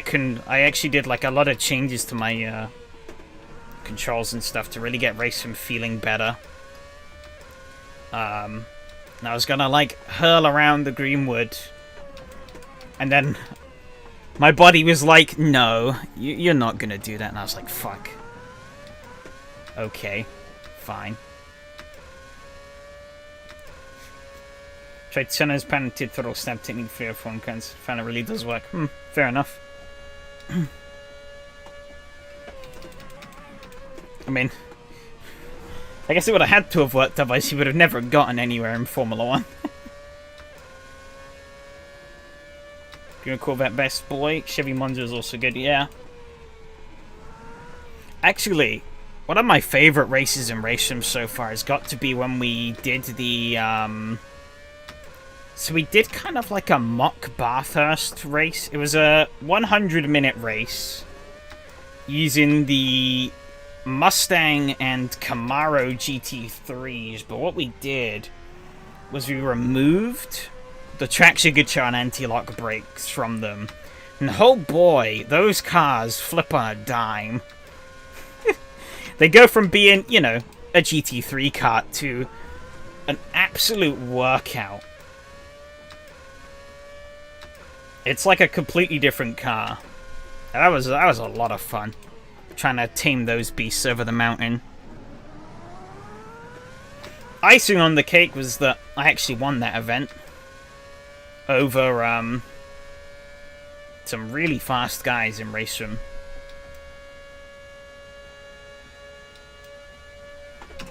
Which kind of came completely out of the blue, but that's what makes it better. Oh, this was like... GT1s actually have grip. These did not. These were all over the place. It was wild. The car that taught me everything I know about racing was the BMW M1 Pro car. I need to try the M1 in AMS2. I tried the Racing one, and it doesn't do it for me. But, let's try and get one lap. Oh, wait, hang on.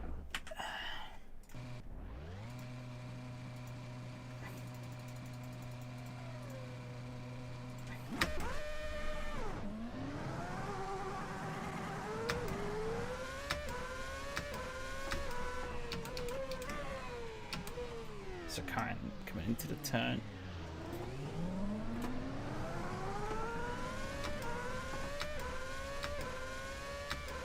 Different to R3? Yeah, I imagine so. I mean, to be honest, I haven't touched AMS2 in ages.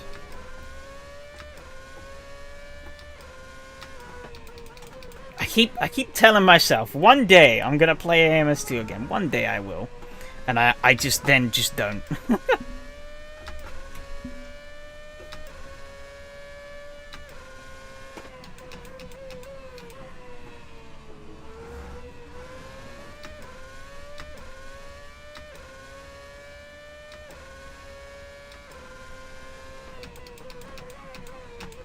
I guess the issue is, as I kind of alluded to earlier, is that I just... You know, I'm doing a lot of... I'm racing pretty much in some kind of online capacity pretty much almost every day. And... it does kind of mean outside of that, I don't have a lot of time for other things on top of work and stuff. But also, I just, you know, sometimes I want to do things that's, like, not sim racing. Because I think it's... Okay, I made the corner. I was worried I wasn't. I like to mix up my palette a lot. Play other games that aren't sims and stuff. On top of playing sims. Because it helps keep... Fuck, hit the wall. I'm still up, though. So we're going to keep going. Helps keep sim racing fresh. If I just did sims all the time, I feel like I'd probably burn out. So I've also started branching out to more sims lately as well, like Race Room, R Factor, and the likes. Because it,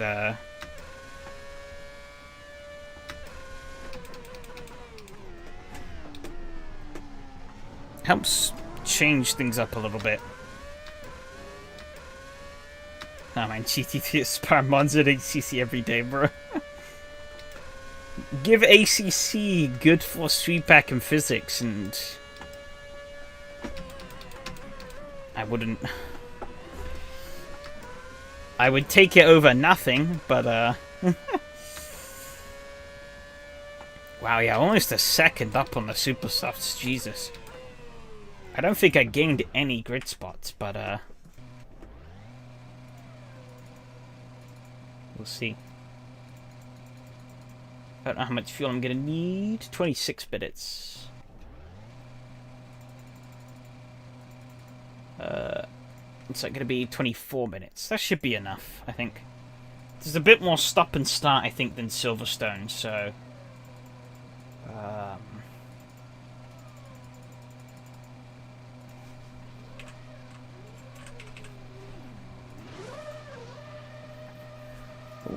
Let me guess. Michael. Yep, it's Michael.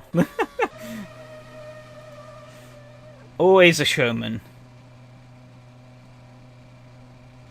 This is why on my downtime I love to drive inappropriate cars on Tiger 4. I like the Aussie Touring car spec Rover SD1. Oh yeah, the Rover. I think the Rover is one of my favourite, like, kind of unsuspecting underdog cars. It's like, wow, it's like an old people sedan. And then it, like... It's got this, like, hecking big V8 underneath it, and it goes like you can't believe, and you're like, whew. Okay. Maybe it's not an old people sedan.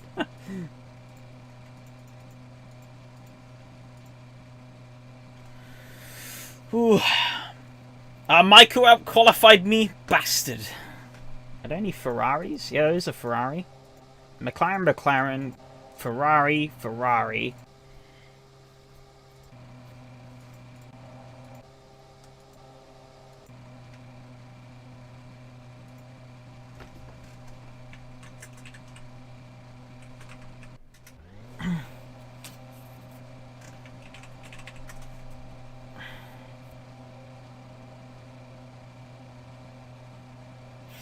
Yeah, actually, like, I am definitely going to need it. Find ACC very numb and dull. GT3 cars get very boring very quickly. Yeah, I found ACC quite numb and dull as well, yeah. I don't mind... Like, I like racing cars of all generations, but I think I am coming to the realization that I'm not that much of a fan of at least modern day GT machines, especially now that they're all GT3 these days. Yeah, modern day GT machines, they don't really tickle my fancy too much. I like how they look, but that's about it. Oh, somebody jump started, rip. I got an awful start. Nice and easy. Do I have a car trying to go inside? I don't know, but I've gone very wide, regardless. I have Alexi. Oh, someone's off on the grass. It's Michael. Matteo disconnected. Oh, that's a shame. Ooh, Jack almost crashed straight into the back of me. I'm just trying to take it careful here. It might be hard to read chat here. Just saying. I'm going to have to pay quite a lot of attention here to avoid dying. You had like 10 FPS and no sound? Huh. I think Michael did say something in the chat about turning off CSP or something. I don't know. Apparently CSP seems to cause some performance issues. I don't know.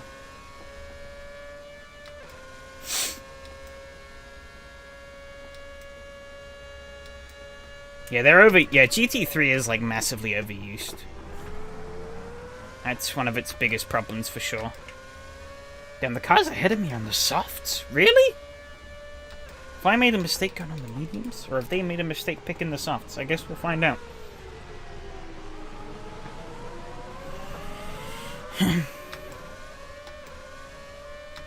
But I think I'm finding with the way I drive GT cars, they just don't really work.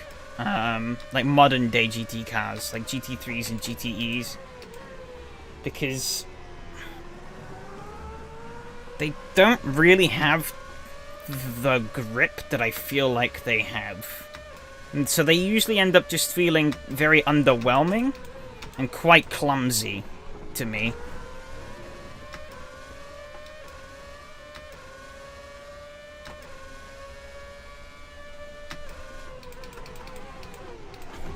Oh, I'd locked the rear axle a bit there. Not ideal. It's unfortunate, Matteo. I don't know why that's happening. It seems to be... It seems like it's happened to a couple of people, but I couldn't tell you what causes it. Never had a problem myself at this track. And it's a shame.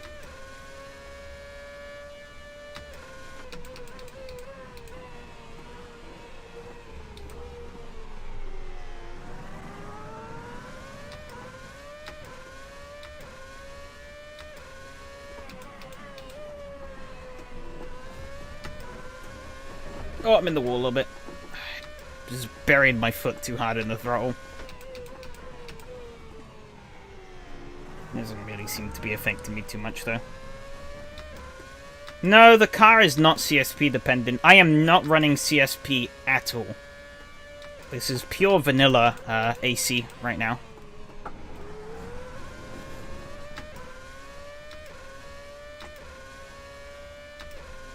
I only ever run CSP if I absolutely have to. I have overshot this corner. Fuck.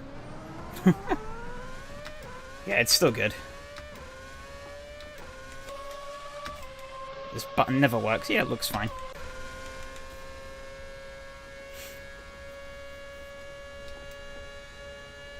The cars ahead are all on the soft tire though, and I'm thinking beginning to see the difference that's making. Luckiest season of all time. Yeah, you seem to have had rotten luck so far, Matteo. It's really unfortunate. Hopefully next week it gets better. Or, well, tomorrow, I guess. Because you'll probably be doing more racing this week.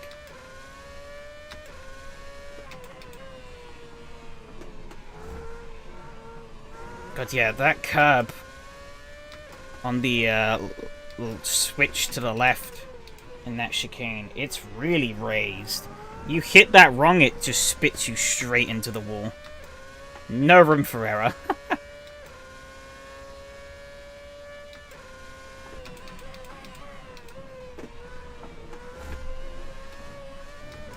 Tomorrow, probably on the weekend. Hey, Miha, how's it going? Oh, God. These braking settings still aren't great. I am very sheepish under braking into that hairpin.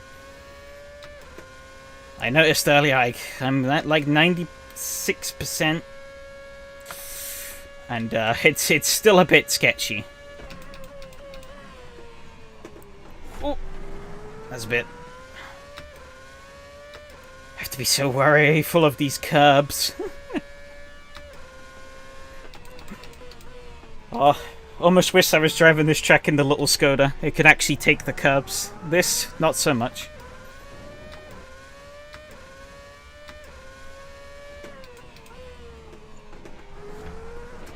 Oh no! Fuck. Oh, that's the rear wing toast. Ugh.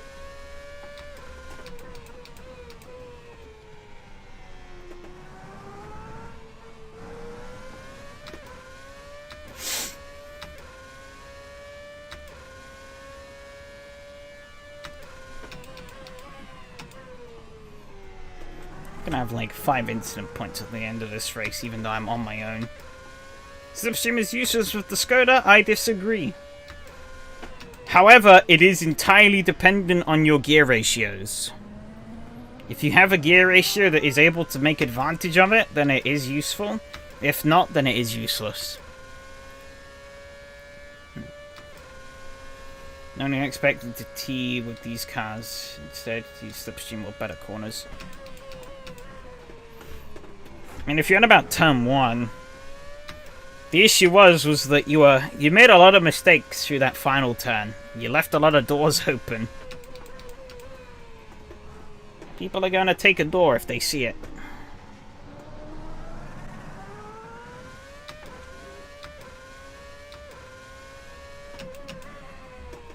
Oh, there's been a crash. Michael and Alexi, it seems. That's a place.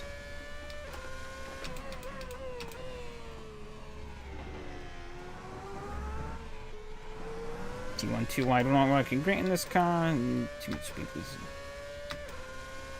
Yeah, exactly. Slipstream works with the right gears, yeah. Like, I overtook Alexi with the slipstream, but Yari, earlier on in the race, he had a slipstream on me, and he sat there. He wasn't going anywhere. I think because his gearing was too short. Or maybe too long. Good luck with your practice, Donnie, I guess. But,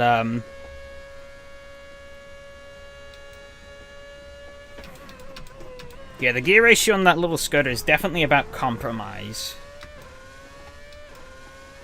You don't want to give up too much on the corners, but you also don't want to have it too short on the straights. I think Oran Park later in the season might be quite interesting for gear ratios. VEC, it's Virtual Endurance Championship, I guess. It's, yeah, it's some kind of endurance championship in R Factor 2 that him and the Sean Clark Racing boys are doing. Table CSP, and now the steer doesn't work. You can't turn the car. Never heard of that one before. That's interesting.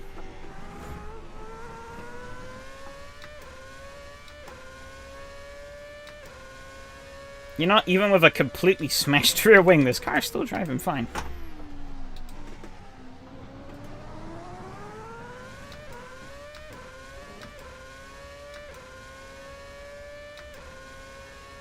Hoping Alexi's tires are going to fall off at the end of this race. But I'm not sure.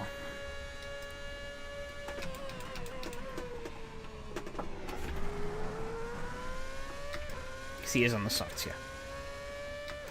Everything works, gonna drive with 10 FPS, oh no!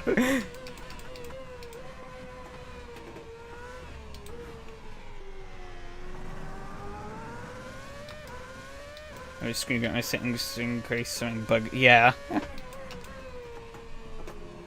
That's the kind of thing. Oh, I think Alexi went in the wall a little bit, but I did not get a good run for that corner at all. Yeah, you could just... Yeah, you can make backups of the files as well and re-upload those. See, these are all good ideas of things I should do, and I tell myself I should do them, and then I don't. And then when things go wrong, I'm like, I should have made a backup. I should have taken a screenshot. I think the only screenshots I have of like my AC settings are like 3 years old or so. I don't think I have changed my settings much in those years, but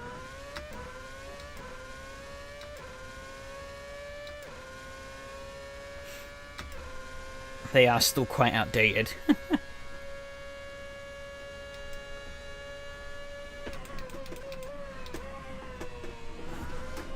Or big cut bounce.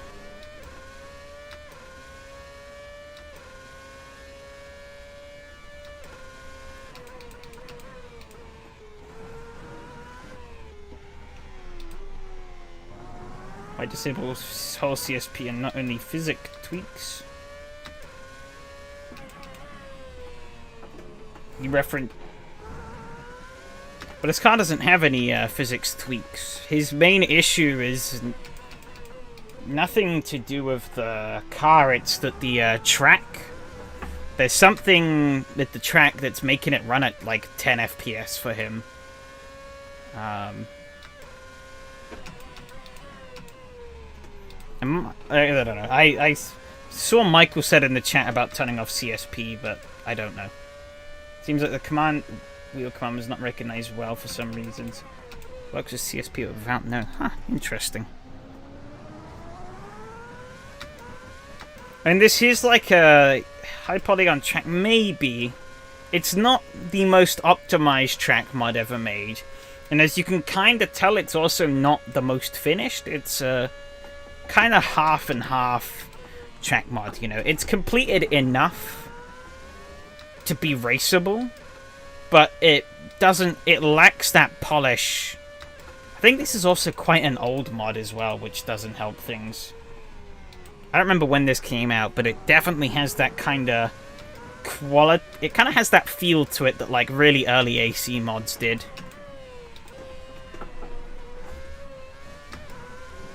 Never had problems with this track. Huh, bizarre. I have heard of people having issues with it, but I kind of just was hoping it was just like a select couple of people, which kind of does seem to be the case, but maybe a little more than I was hoping for. Because I remember Adam saying he had some troubles with this track running it too. It was pretty heavy on his system.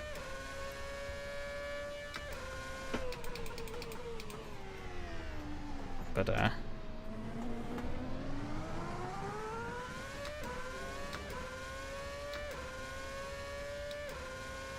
it was very unfortunate though.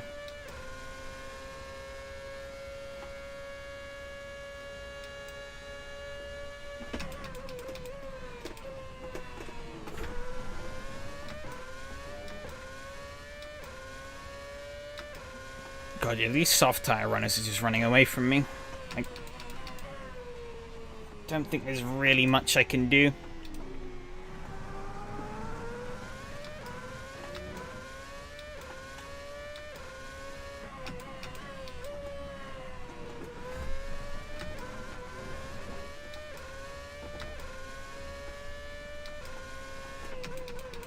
The troubles of not practicing. Making wrong strategy calls. Somewhere in a Jacques Villeneuve on what? Slam the wall?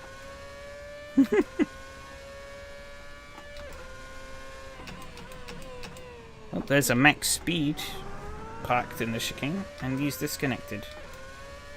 He's not been having a good night. Because he didn't get connected well to the Skoda race either. Disconnected right at the start.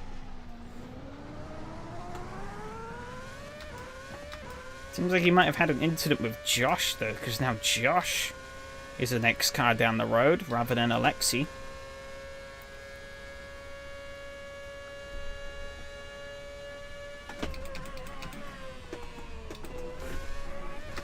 These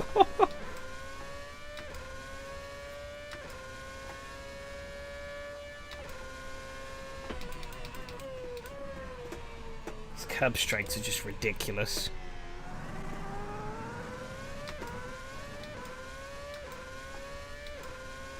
A comedy racer, it would be huge wang.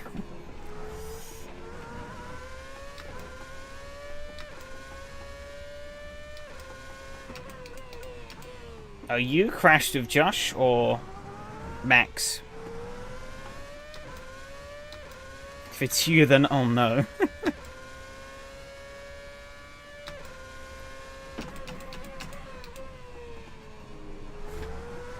Geez, that rear wing is still very functional. Yeah, it is. It's hanging on by a thread, but it still works. Oh, you saw it live, okay. Yeah, rear wing is made from Soviet tank steel, yep.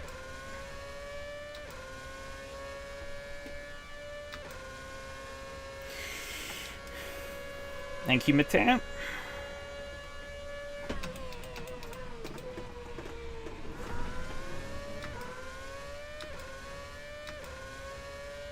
This is why even though he's running at like 10 frames a second, he's still faster than me. He's gonna murder me.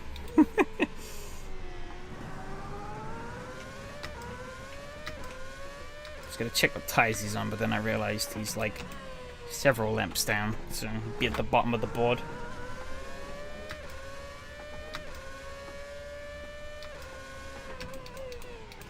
Ooh, slight lock of the rear axle.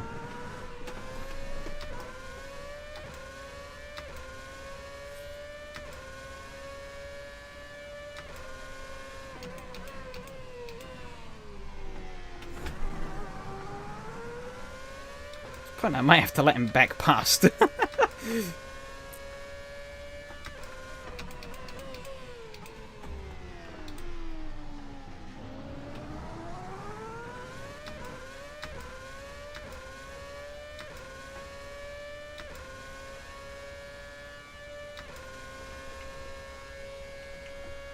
the M2's on the hard tires.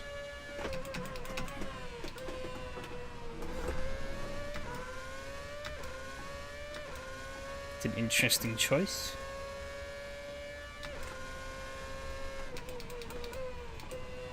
It seems like the soft runners are not going to come unstuck in this ladder stage, which is unfortunate. I was hoping they would. Oh, almost went into the wall again.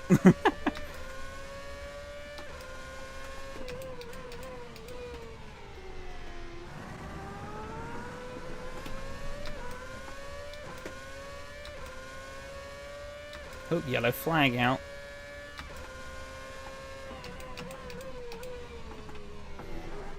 Oh, I ate that curb good.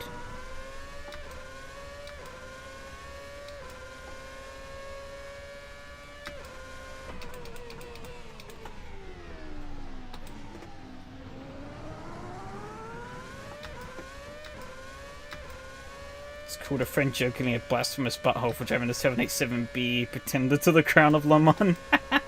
I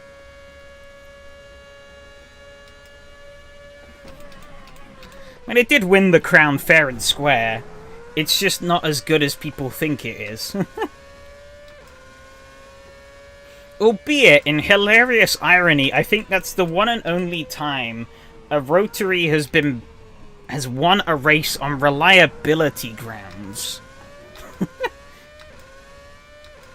Usually it's the other way around, as Mazda themselves found out when they tried to put that engine in an IMSA GTP car and then had the exhaust catch fire in like the first 3 rounds. Oh god, I fucked it.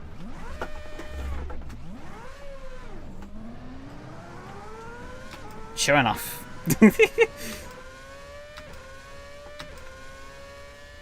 Little cheeky spin.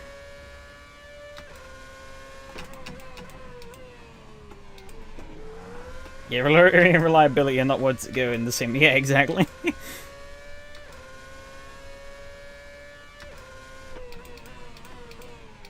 That was some snake, yeah.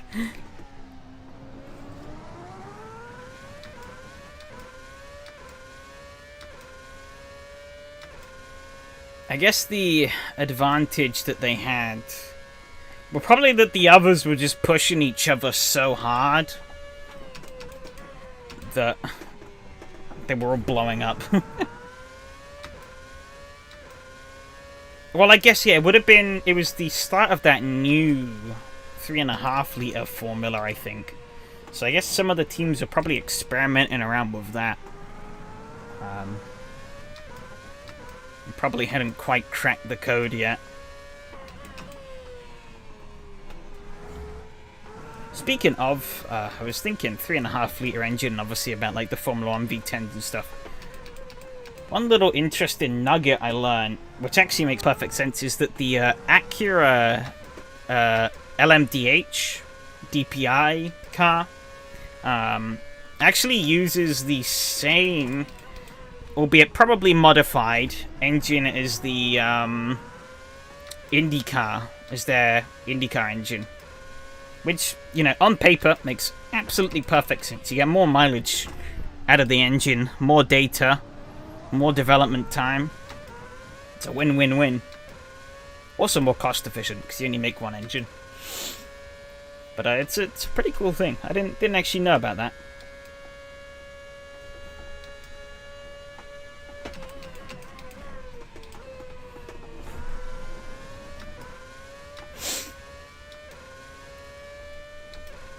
Yeah, penalty killed the actual proper contenders and not meant to run that kind of weight, yeah. Oh, yeah, I just didn't have anything to match those soft tire runners. Kamara NASCAR hybrid, yeah, that'd be interesting, yeah.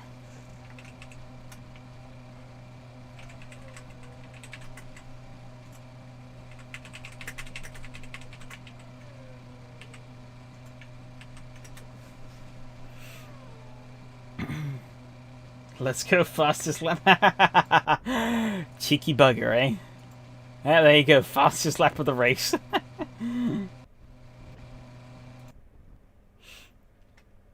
Yeah, I am interested to see how that NASCAR runs. That'll definitely be an interesting one to check. Also, be interesting to see how the convergence goes as well between the hypercars and Le Mans or Daytona prototypes. Get only 3 for the GT3s at the moment. I'll sit on the sidelines. Did anything that ambitious to see Olympia charging NASCAR or the panels Olympia 900? Yeah, definitely ambitious. That's for sure.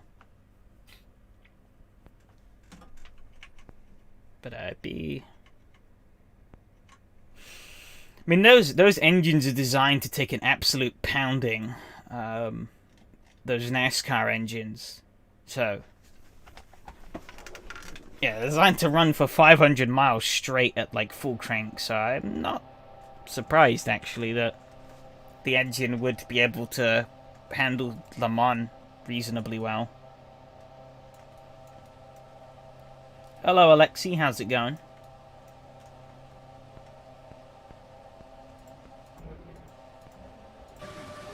Good to hear. Good to hear. I've had quite a bit of fun with it as well. I just couldn't keep up with you guys though. You damn sneaky buggers on the soft tires.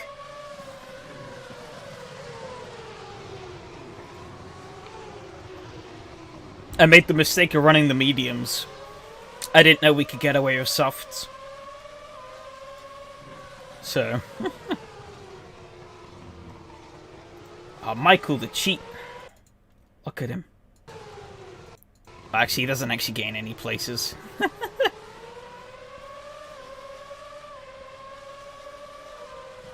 Yeah, I really Ferrari strategied it. Well, I almost died there. Yeah, he gave the place back. And then almost ran Alexi off the road.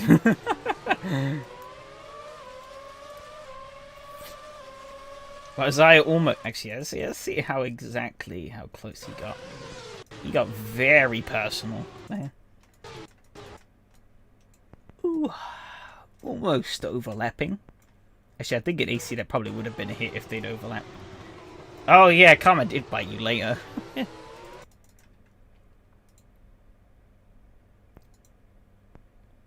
tight first lap, but yeah, all you guys ahead were on the bloody softs and skedaddled away into the sunset. Oh yeah, I locked the rear axle here. Whoop.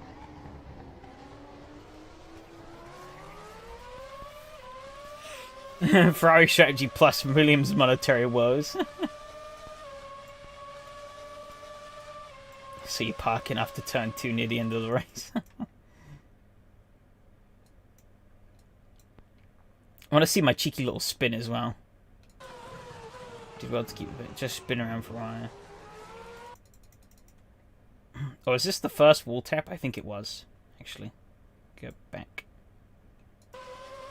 There's wall tap number 1. Did not tap the wall there. This is a pretty quiet race for me, I think, for the most part, looking at it. Oh, yep, there's where I broke the wing. On the curb, bang. Yeah, I just got over it and boop, bonk. Just a good way to race it hard but fair. DMG boy, if your name was Andrea de Cesaris, yeah. Yeah, look at this crooked wing. It's bent out of shape. Not on. It says oh no, the front wing is still on straight. The back wing was not on straight anymore. However, it really didn't seem to affect me that much at all, which is kind of surprising. Maybe it was. I don't know, but the car still felt like it was handling pretty fine. I didn't really have any major qualms, despite my wrong tire choice and skill issue.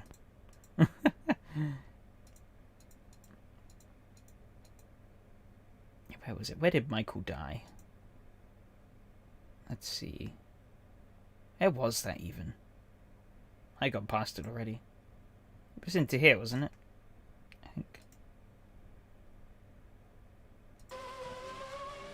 think I've gone past it. Maybe not. Kill them out later too. It's cool. Oh no! I have a contact on the wall, like said, a small touch of Mart.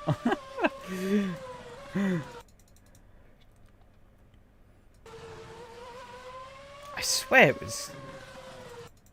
Where did you bin it? Was it really that early on in the race? Why am I not? Am I losing my marbles? Oh yeah, here we go. Can't imagine I didn't hear anything when I crashed in front of you. Oh, you just spun on your own. Oh, lock the rear axle. Love to see it in this car. Yeah, love to see it.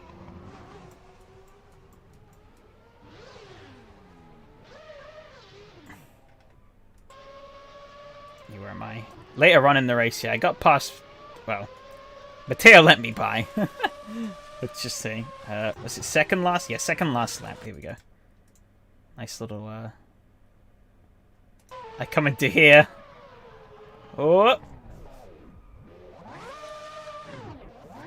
that was a terrible camera angle. On a better one.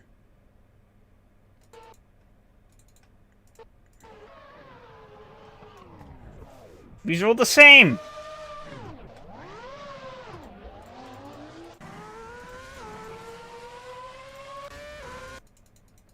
There, I got a nice little, I like the rear axle. There you go. Cheeky little spin, and away we go again. You beached it near the end of the race, oh no! Did Alex win? Looks like he did. Hey, nice. No traction control? No, I did. I had it on the weakest setting, though. This car is suicide without traction control. I tried it. It doesn't end well. Oh, Evgeny won. Oh, okay. I guess he ran away from Alex. Oh, yeah, he was down the road. Fucking hell, yeah, he checked out.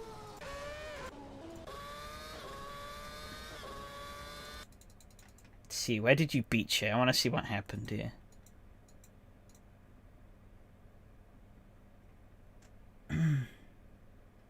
Okay, you also killed Mart. So let's see what happened. Where'd you kill him? Second last lap. Okay. I guess we had a little bit more to go for that.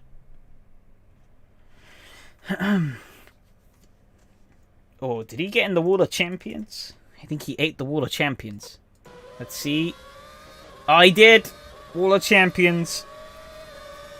We're looking at Series Champion right here. He hit the Wall of Champions. It's confirmed.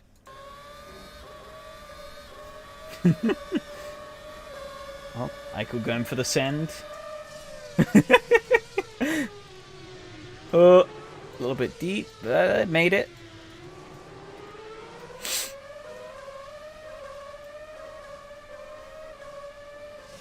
Oh no! Tragic.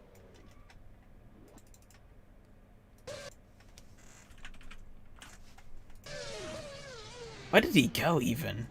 Oh, he slipped. Oh, nearly. Nearly. Oh no! Oh. Was that even a touch? Oh, the tiniest of touches. The tiniest of touches.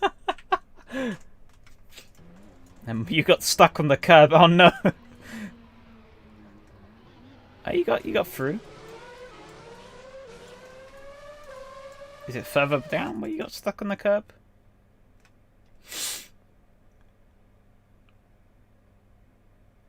Back about 5 seconds. Oh, okay. Are we spun at the same time? Really?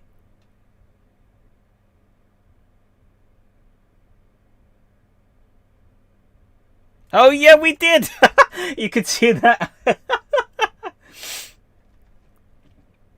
Yeah, right as he gets murdered, there's me doing my little pirouette down here. Very observant spot there. Who's getting back? Okay. Let's see. Oh, yeah. Well, it wasn't even the curb. It was just the end of the road. The dip down onto the grass was enough for this car to beach itself. That's how low this thing sits. That it's... the most normal F1 race on AC. I mean, compared to how the F1 public lobbies go in AC, this is extremely clean. So...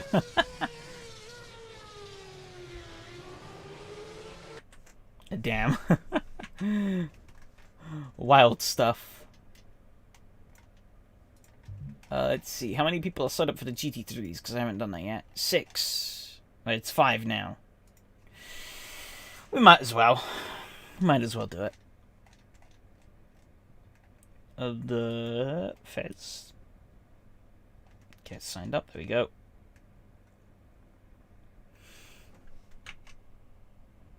What was it I wanted to look at? Oh yeah, results.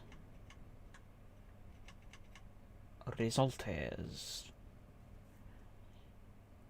I want to bring that up on the screen, don't I? Yeah, that would help if I did that. That's the... Oh, I'm looking.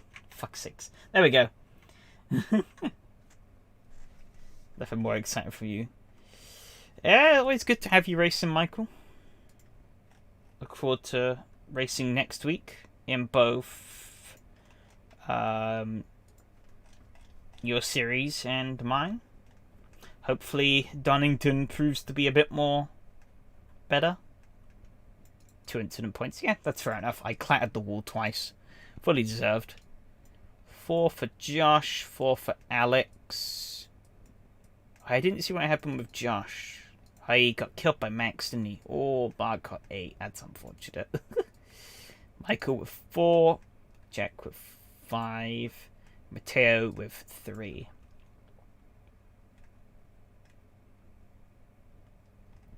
Gonna save the stream on my VCR down. Gotta preserve it for the history books. In qualifying, it was a pretty decent effort. Evgeny has been doing his homework. Ooh, Josh and Alex. Fucking hell. That's close. Barely anything in it between them. Then in the race, Matteo with a 15.9 right at the end. M2 was faster than me on the hard tyres? Fuck. I guess I was just slow this race. I'll blame it on the damage. There you go. There's my racer excuse.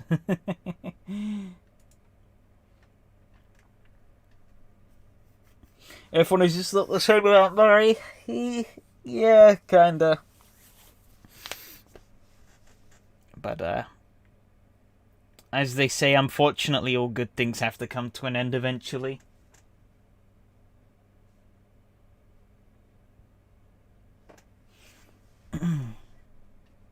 They went on chat like all sim racers, yeah.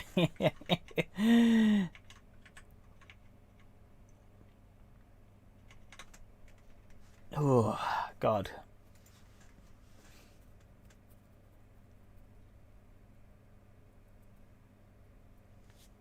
Has there been a GT3 race, though? Actually, no. What am I talking about? There wasn't one yesterday. But there will be one today, by the looks of things, because we have 7 currently, so we have enough. It's going to be a pretty small grid, but there's enough people.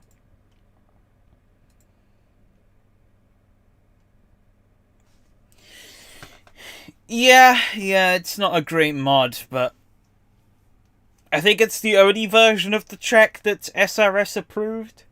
I think all the others are like rips and stuff, so Enrique would never approve those to be used on SRS.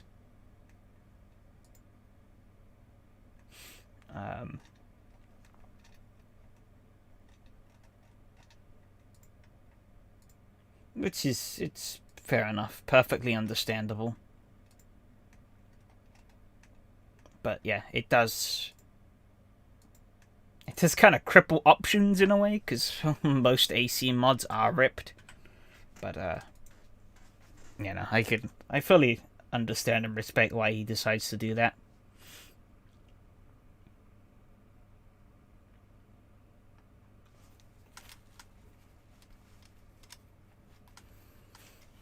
I have seen other platforms don't, so it will be interesting to see if they potentially run into some hot water later down the line with because of that. Who knows? Who knows? I think at the end of the day, though, being like an actual racer in AC is kind of the niche these days, so we are kind of more in the background to all the people who do like drifting, cruising, and that sort of malarkey.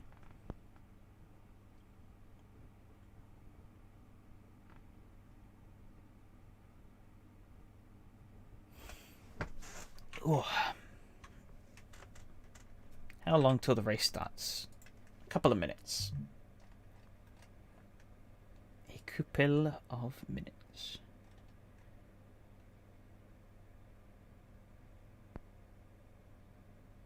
I don't use CSP, I don't have any problem. What, were there some problem? Were there more problems because of CSP? I think I did hear something from Evgeny. I think he said something about like grass being on the track or something. Because of like the way grass effects works. But I don't know. We don't know. However, there are 7 of us for the GT3s. Pretty small field. Oh nope, we got 9. We got 9. And this week, I will remember to put 30 minutes of fuel in my car. So we can actually push the car a little bit rather than last week where I was running. I did pretty much the whole race in fuel saving mode. I'll admit that was funny, and it was a good laugh, but I can't sustain doing that every week. Same with me, grassing at 28 FPS in quali. Ooh. Wow, yeah, I don't know why there's... I mean, the grass and the asphalt makes sense. I think I know why. Because I think the track is just a layer on top of the grass. And with the way grass effects works, it's obviously just push the grass up through the track. So that's probably why that happens. But the severe performance loss, I really don't know. I guess just down to poor optimization. Hard to say. AC has decided to be stupid on me though, so I have to now sit and wait for it to collect its ideas before I can join the bloody server.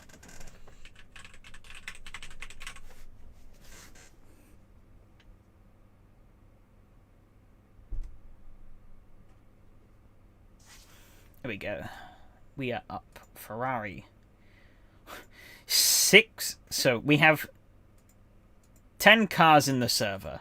One of those is SRS TV. So I think that's probably one of the BMWs. We have 1 McLaren, 1 Mercedes, 1 Nissan, 1 Ferrari, and then 6 BMWs.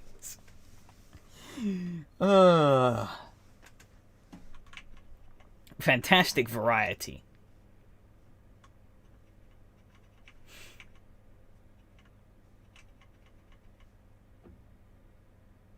Yeah, only 1 McLaren, which is surprising.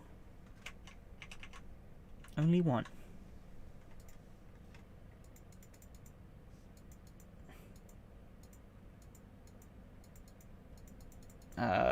Shit. I don't even know what setup would work for this. That's fitting. Ooh, I don't know. I don't think I have any good GT3 setups.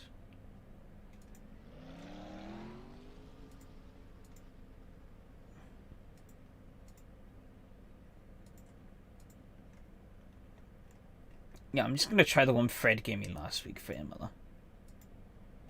What could possibly go wrong? I have really dumb setup names. I don't even know where half of these setups come from. Oh yeah, the Monza setup. That was the world record setup. That was like understeery as shit. Tor Poznan. Oh yeah, we did race at Tor Poznan. Cause yeah, I fucking haven't raced GT3 in like eons.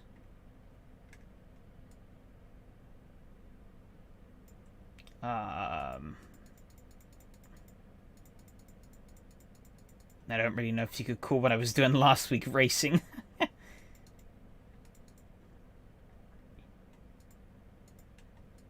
No, we're just gonna plonk that in the car and drive. See what happens. Oh, it's foggy. Oh wait, I think this is set to be... Is it still nighttime? I'm not sure. I have no idea. I forgot about that.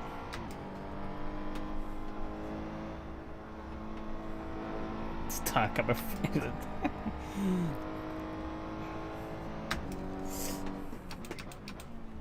Forgot, yeah, it's bloody night. Oh shit. Need to remember that this car does not have brakes.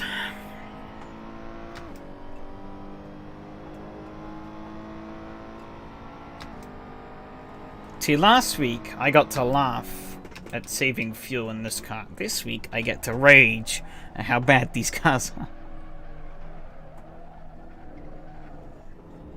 Whoa. A little bit wide.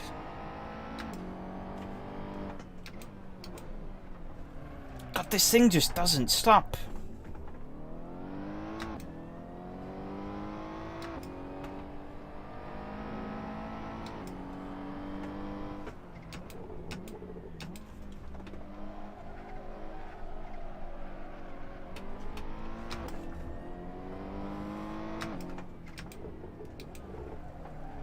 Setup-wise, it's not feeling too bad. Could be better, but it also could be much worse.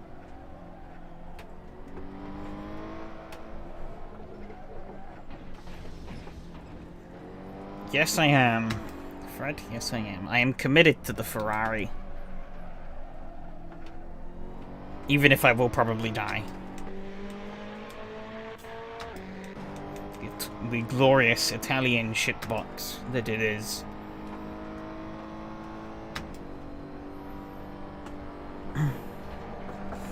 Oh my god!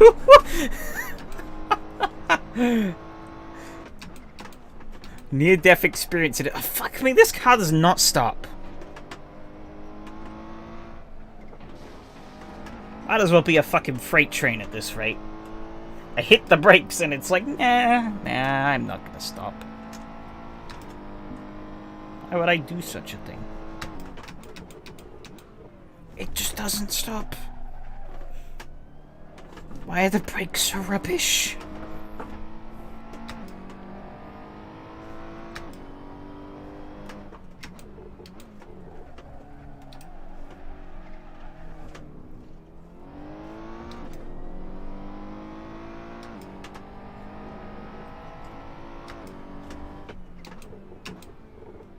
Series is a good reminder as why I don't drive these cars much, because they kind of just feel like you're floundering around like an idiot.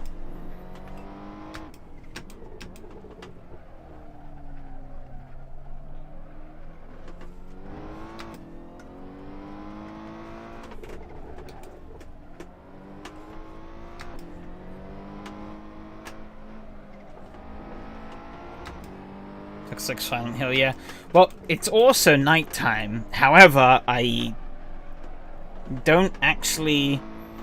So obviously, I don't have CSP on, and I don't have CS... Even if I did, which I did last week, I don't have... Because I turn everything off in the settings, because I didn't really care about... Oh, fuck me! I've done it again!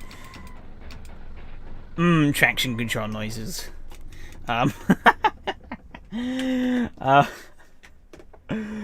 Oh, this is gonna go well. This is gonna go well. Trust me. I can't even fucking make a lap without dying.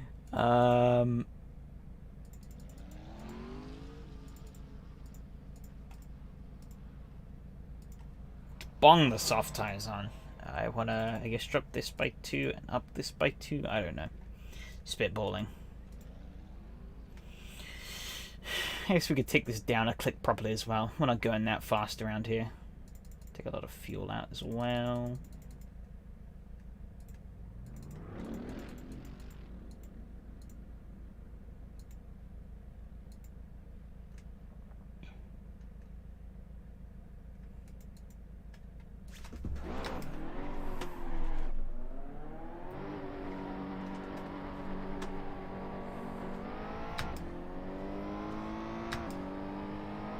Yeah, 15 minutes of qualifying here, so we got a lot of time to play with.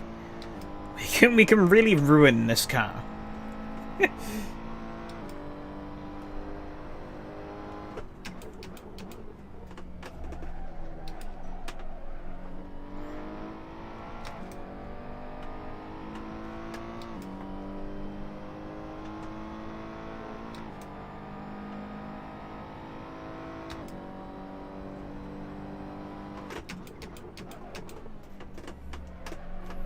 Would have preferred it if we were running the classic layout of Vallelunga, though. These 2 hairpins that they have in this version, or this like little excursion bit, is just kind of it exists. Silent Hill Racing spin-off. Don't give them ideas. Actually, well, I think... actually, no, I lie. We got that Chocobo GP game, didn't we, like a couple of years ago. So let's say, don't give them any ideas, otherwise we'll end up with some fucking Silent Hill kart racing game. They're still not over making stupid licensed kart races yet, so... You never know. There's still time. God...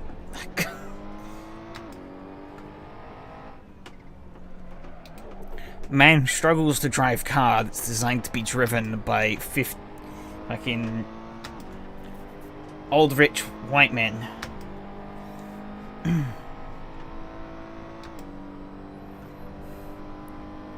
Bloody hell. Okay, we lived. We lived. It's all good. I did not die.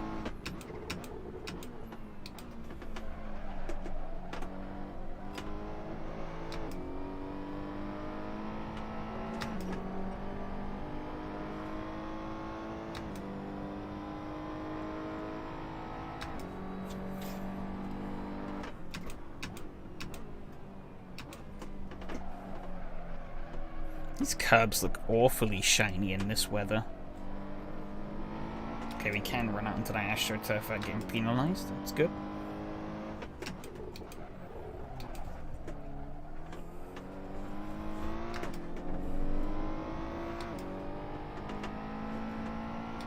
Seems like everyone went Beamer Gaming. Yep. So this is a 9-car lobby, 10 if you count SRS TV, which it's not a racing car, it's just the SRS sort of stream / management bot. And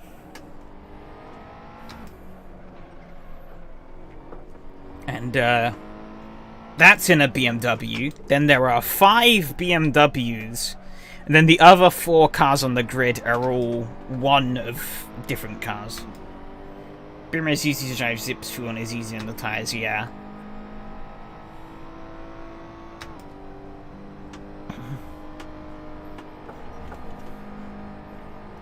$650S is the, yeah.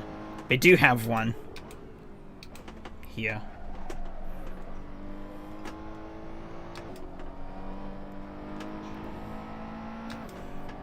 I did actually ask Enrique the other week about BOP, if there was any, before I started this series. And he told me there wasn't, because he claimed that different cars would have different... different cars will be stronger on a week-by-week basis, but the way from what I've seen, it seems to be the McLaren is pretty much the go-to car everywhere. The McLaren BMW, and I think maybe the only exception would be at Monza, where from what I've seen, the Lamborghini is quite good. At least judging from what people pick. That's really what I'm basing this off of.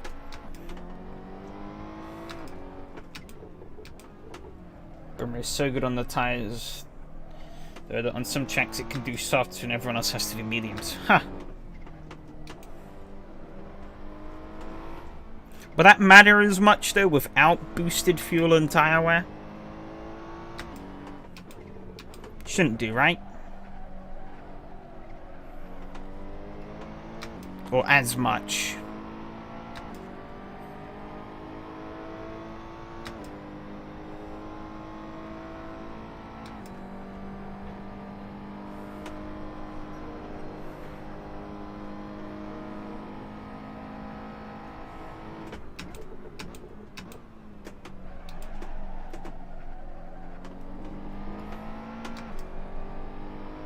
No idea. Okay. But looking at how the softs are wearing here, I think these are probably going to be the race tire. I keep braking way too early for this hairpin. It's like so hidden away. It's going to go back to the pits on it. I only ever drove it when it was with the multiplier. Fair enough, fair enough.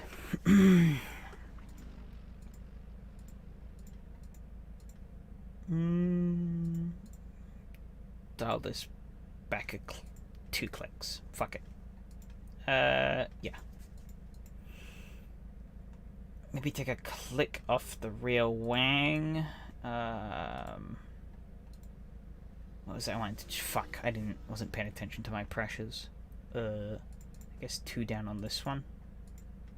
I think.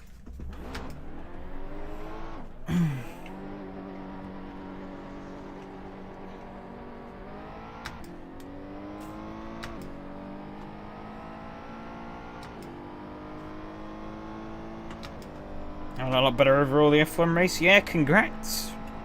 I think you won.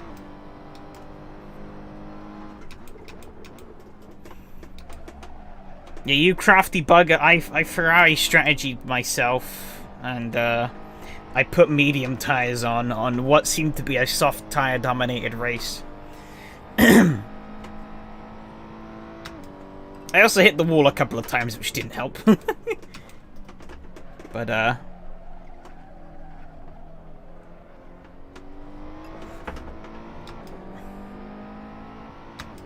yeah, it was a much cleaner start in that race. After 150 laps of practice, more or less. Fucking madman you are.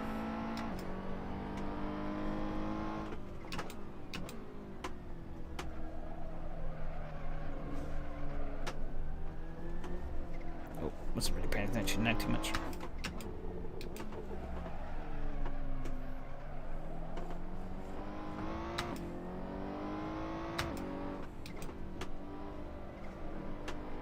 You hate the Skoda? Blasphemy. Absolute blasphemy, Evgeny.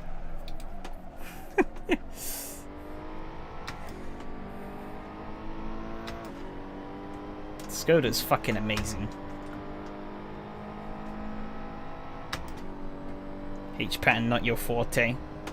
Oh, the easy solution there is to just unplug the H-pattern.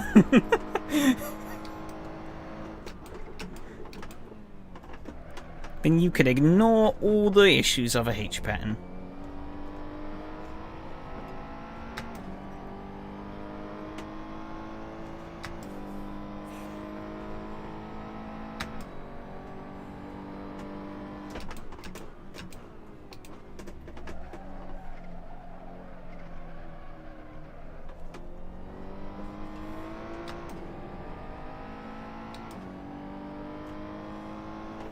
Oh, you still need to rev match. Yeah, that's true.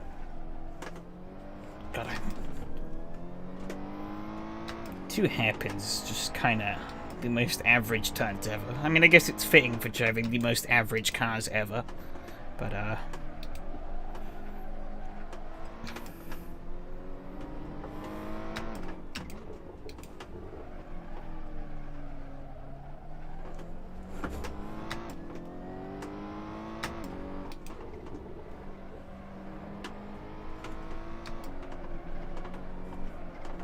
keep it on the road. Woo! Jesus Christ.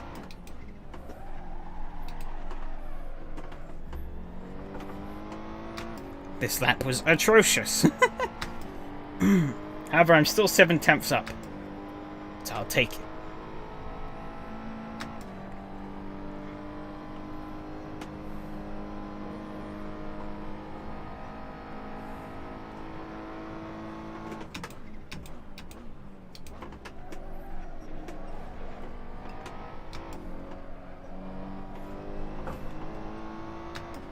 The 10-15 laps on Red Bull Ring, huge difference when the track is laser scanned of F1.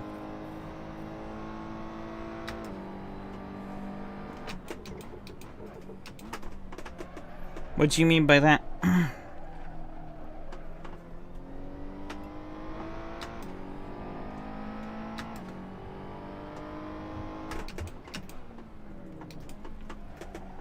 lot trickier to break and kind of physical with 5NB.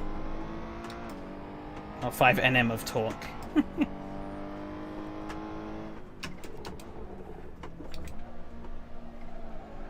For sure is.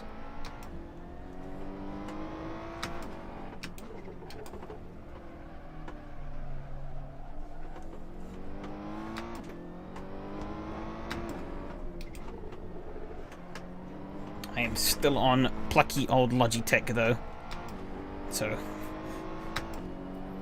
first world problems, I guess, with your fancy wheel. God, yeah, I'm almost 7/10 up just from not fucking up as bad. There you go. Still about a second off the cheat Claren in the lead, but what ifs?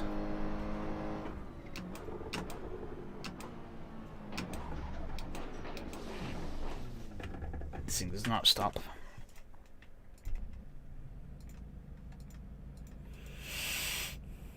gonna go down a click still here. Maybe... nah, I'll leave it. I do need a quick piss though, so I will be right back.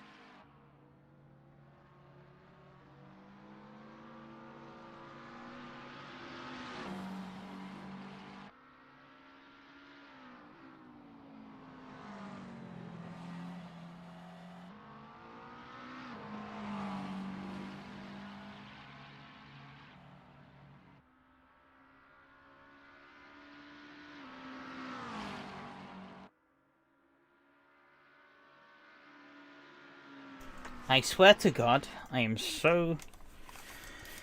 I'm so bad when it comes to picking bloody time to need to go to the toilet. Always seem to fucking sync it up when my dad goes in the bloody shower.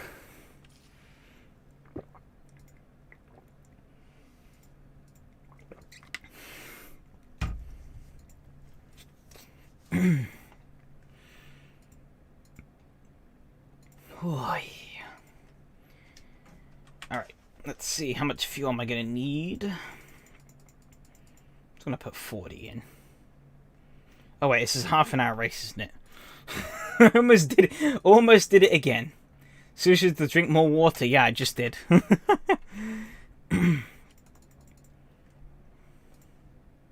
50 should be more than enough, I think.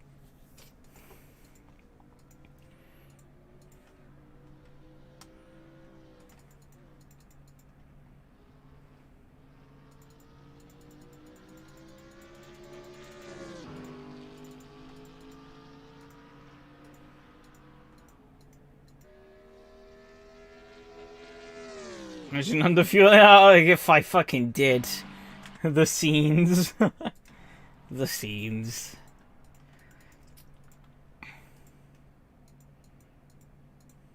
Looks like I have qualified P2.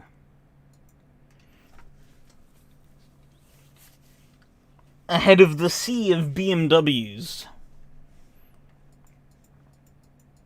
We didn't even get the GTR or one of the BMWs.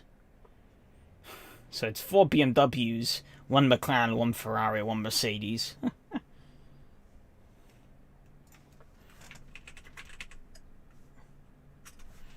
Oh, they're all going mediums. What do you say, Fred? Soft or medium? This guy's going hards. Bloody hell.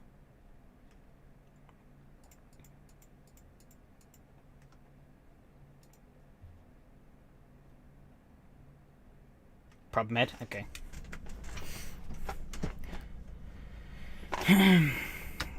Did get pretty toasty.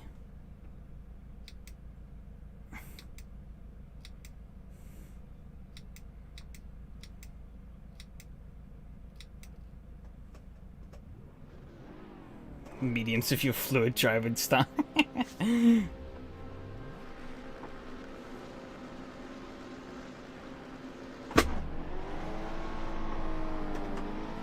I'm good on tires usually. Well, that's a lie. If I've ever read one.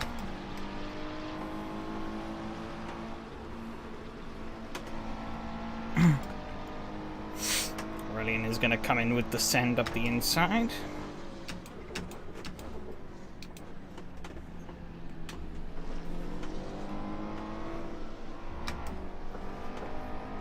Yep, however, I'm going to win. There's a lot of trouble. It's going to...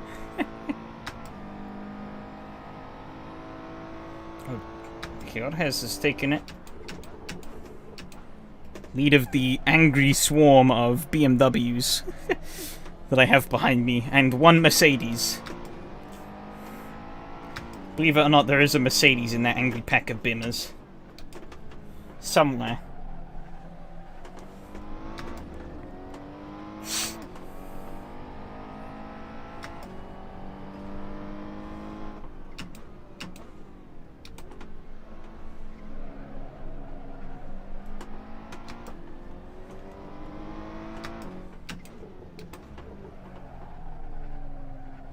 Oh, they've gone a bit wide. Merc is so bad in AC. Both of them. Don't think I've really driven it much.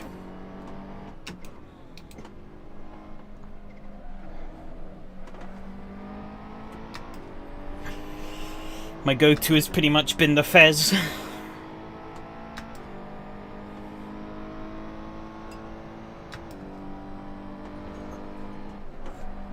I have raced the... Oh my god, fucking hell. I have raced the cheat Claren once, not an SRS, somewhere else. At Zandvoort, which is that one you see in my background. But I think pretty much everywhere else I run the Ferrari. They messed that up big time. So I guess here I come.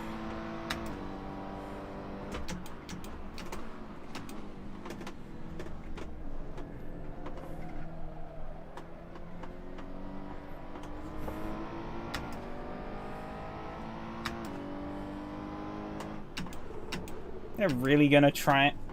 They really are. Alright. Didn't really work out for them.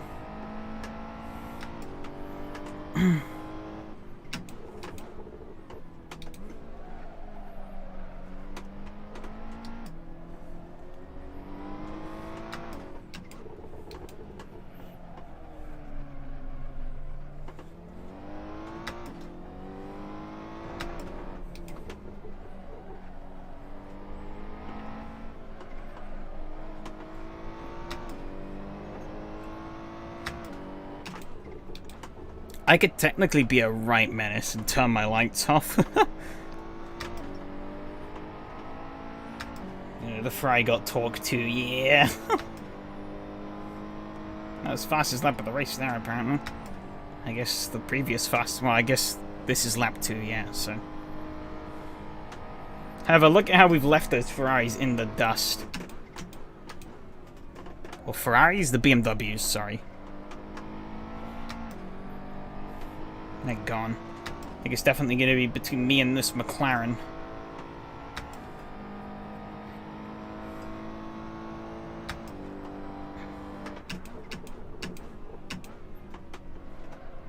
Oh, they've gone straight on. Jet fuel looks good.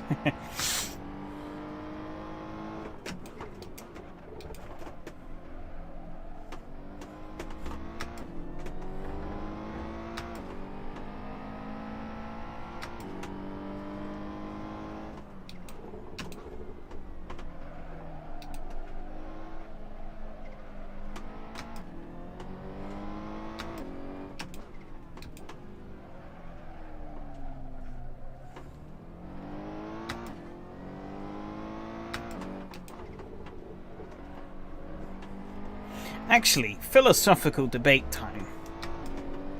Is driving at daytime during a night race cheating? Yes or no?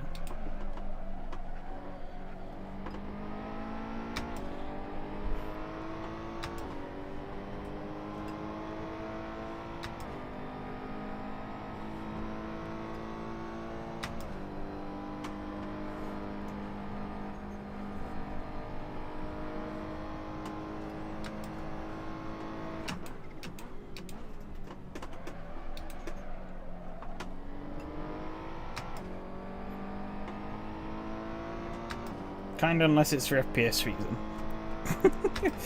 Because that's definitely not exactly what's happening right now.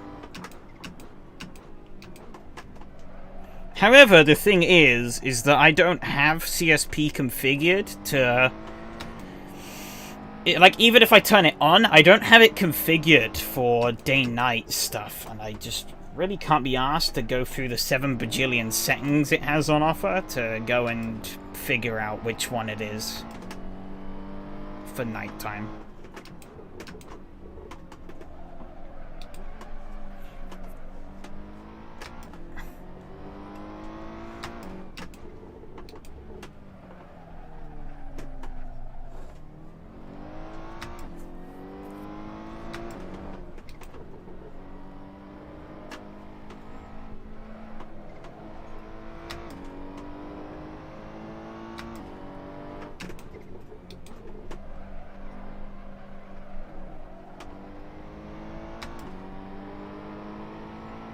He's also cheap with that card, so I'd say it's even.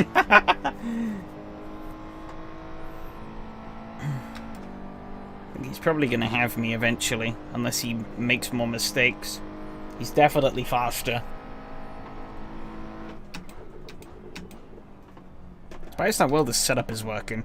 I literally copied the setup that you gave me for MLR last week and did some slight tweaks to it. It's actually working out quite nicely. I am wonderfully surprised.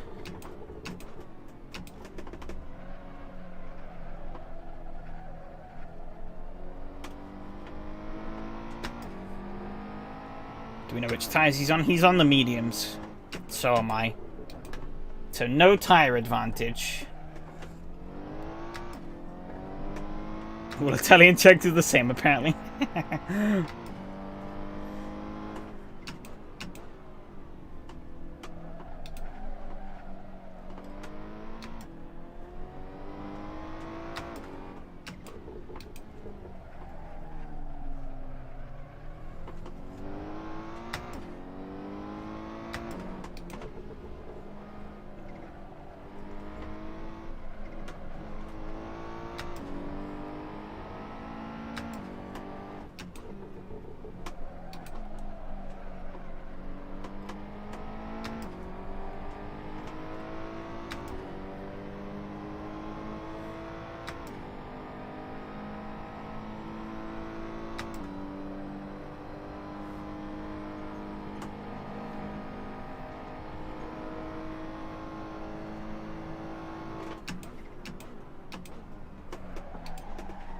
Oh, I've gone wide. Shit. I think you should brake earlier for left-hand corners since your right tires will never be up to temperature. I see.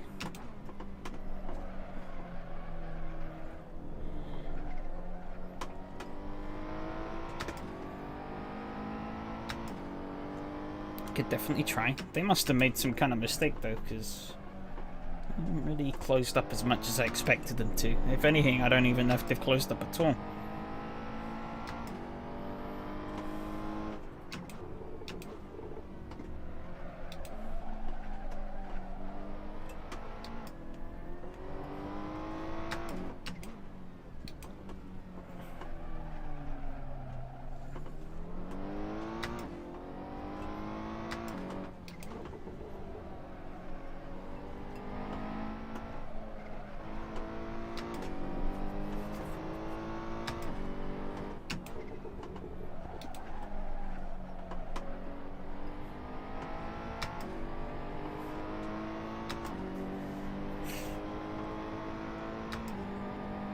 Third of the way in.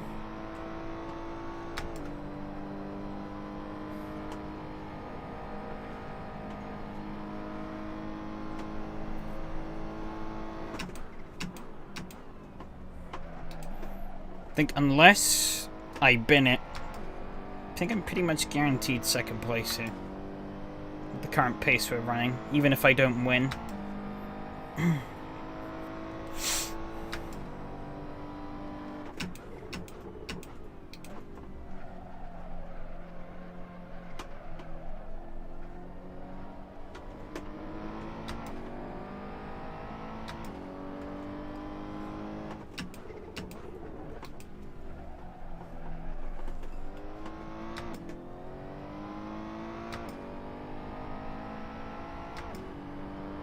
Seems to be fun. Yeah. Definitely what I'm noticing too. They have the speed, but they don't have the consistency.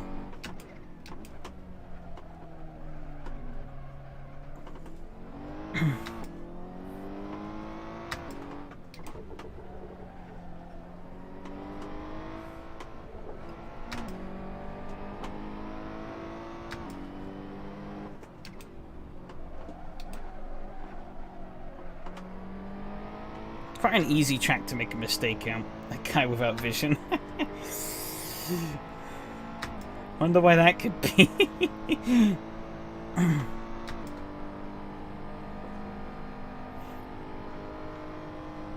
I could see clear as day.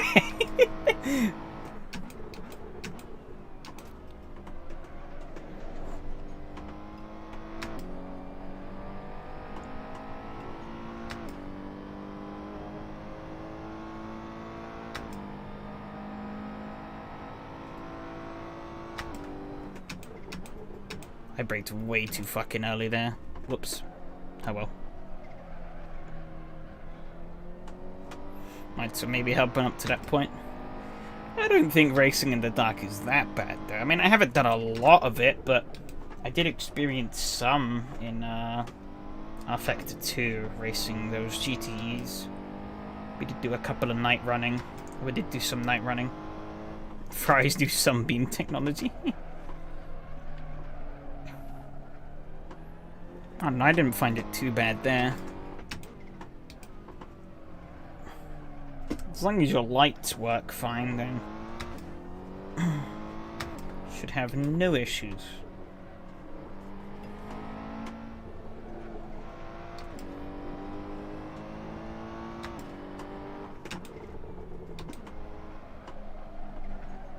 You see, I just, as you said, revolutionary sunbeam technology that only works for Ferraris.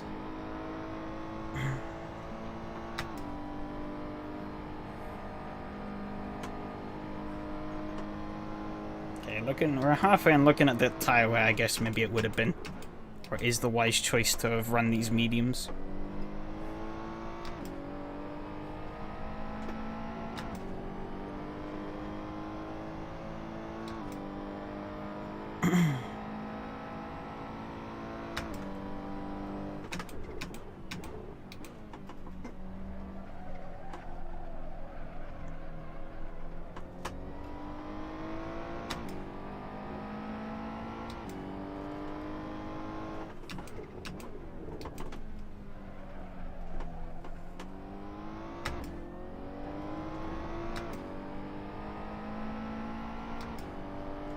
Left side was just, yeah, I guess.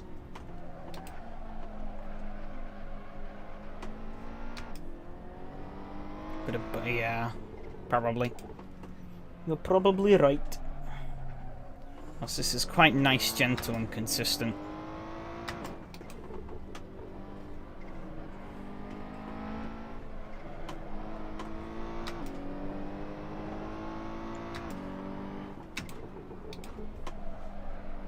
Definitely closing in though. I think he's finally starting to get a rhythm.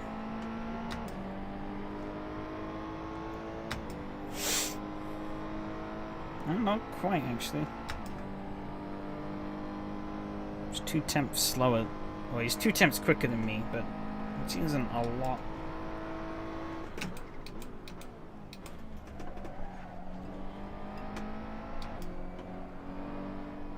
Oh, lots of understeer there, holy cow.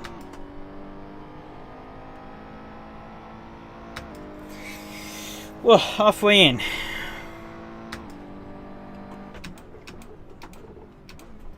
Man, I really need to fucking pee. I think I could ask the grid to just park up real quick so I can go take a piss. Red flag.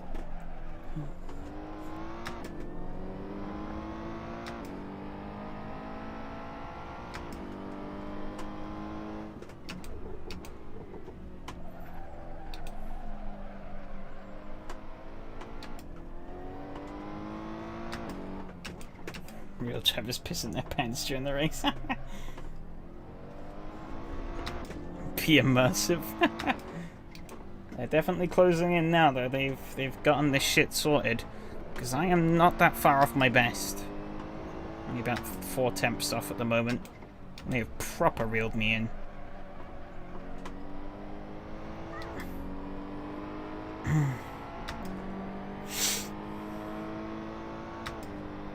Yep. 6 temps faster. Ouch.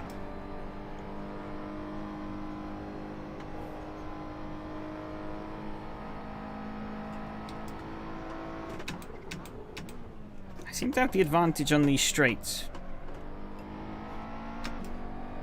And I guess on torque out of corners. Oh, they got on the curb. They saved it. There's nearly GG's for them. Block and weave. Oh, I need to brake. Brake, brake, brake. Just about.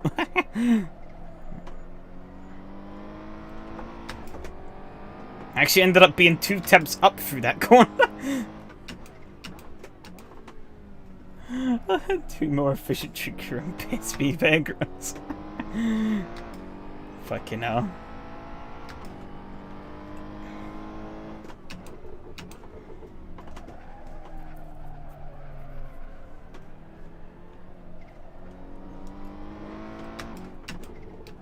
YouTube does not like people using the word piss. I shambled that up a bit. They are closing up.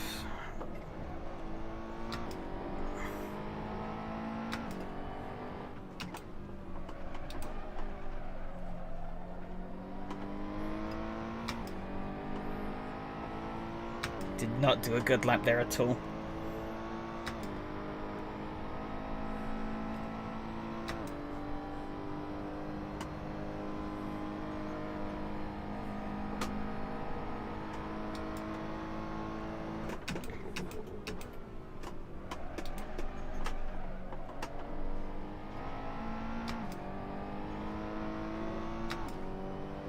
They kept extra wide there to avoid that curb. You should only need to brake for the hairpin. Yeah.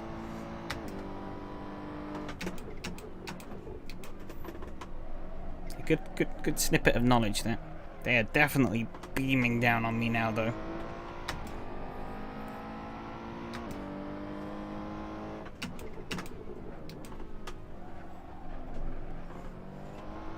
I think they're finally starting to get their groove on, which is going to make them very hard to fend off in this back half of the race. Pretty much, I think I'm pretty much going to need them to screw up to seal this win.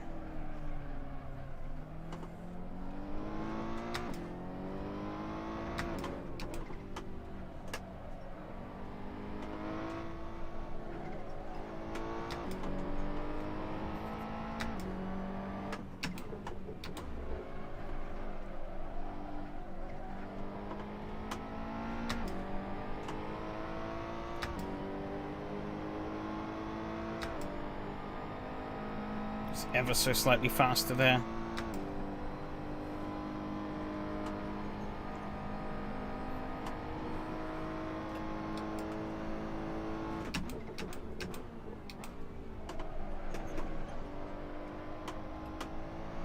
A little bit risky on that curb there, but worked out.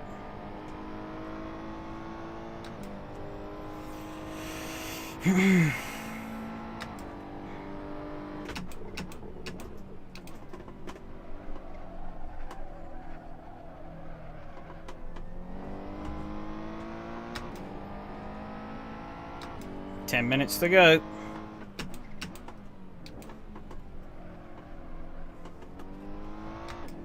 Dirty Israel and ACC are good. Yeah, it is, but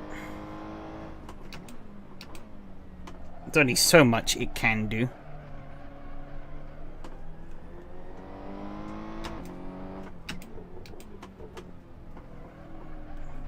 Yeah, I'm not going to.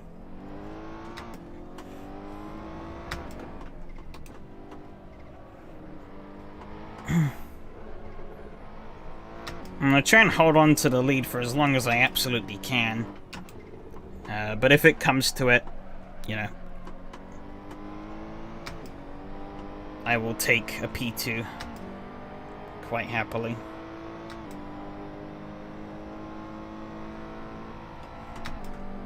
Ooh, only 1/10 off of the fastest lap of the race there. Not quite ideal through there, a little bit wobbly, but we're good. Fuel's burnt off quite a lot now, so I think we're getting into that sort of phase.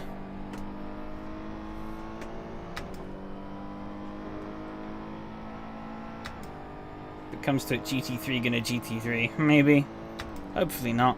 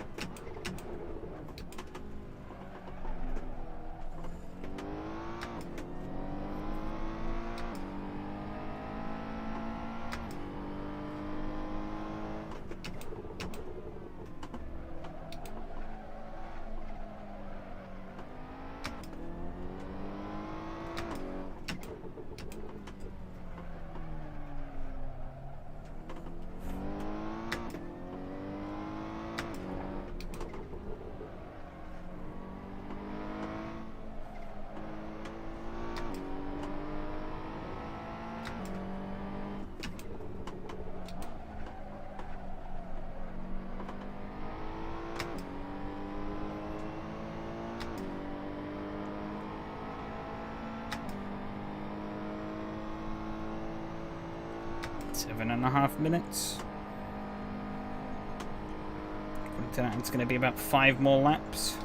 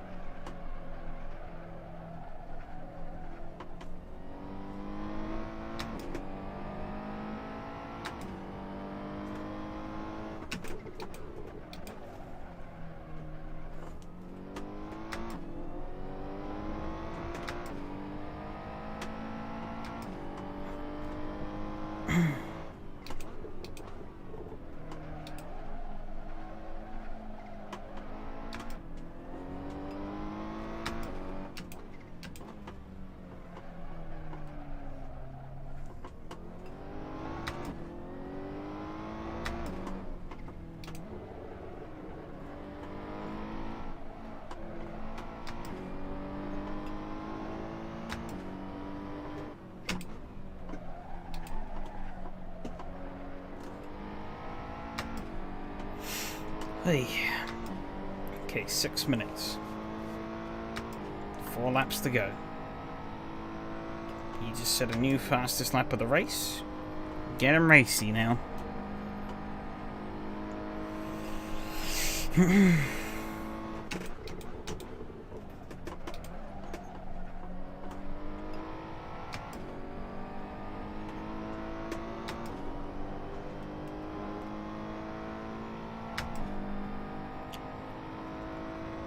Almost a 30-second gap to the next car. Holy cow.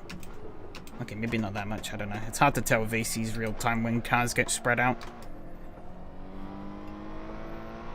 It's good for when cars are really close to you like now, but when they are more spread, it gets very vague.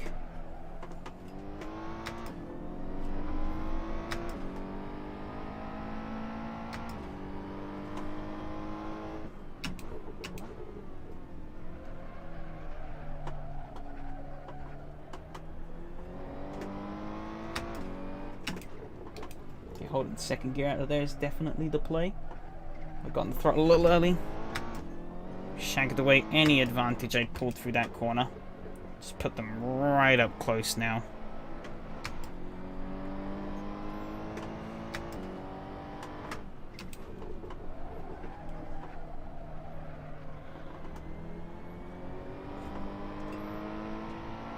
Oh, they almost understeered. 134.9. Whew. 4 minutes. 3 more laps.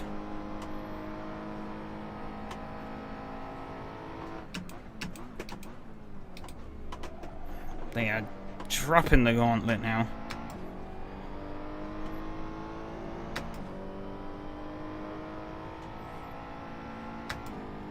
All or nothing.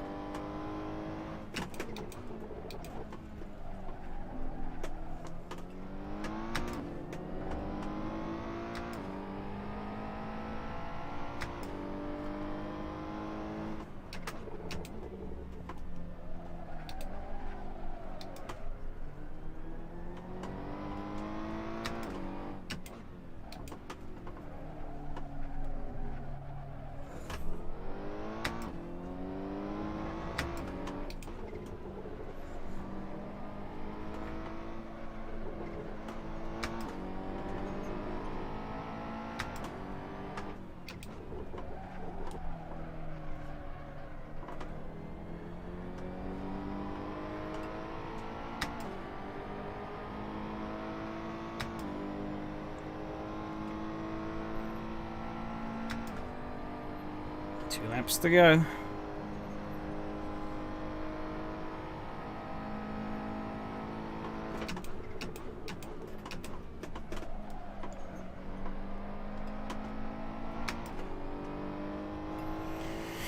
Nice lap. Cheers, Evgeny.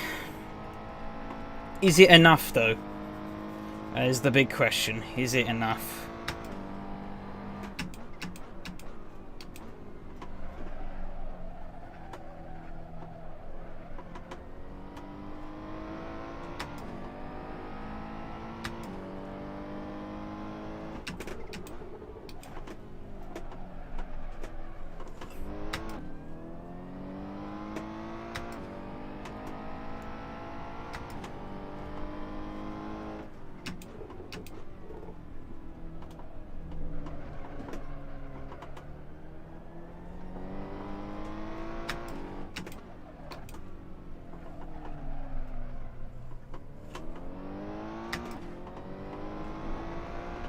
You don't bin it? I'm going to try not to.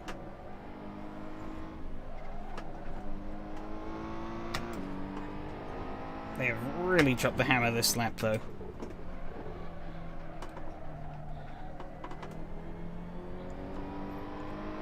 I'm only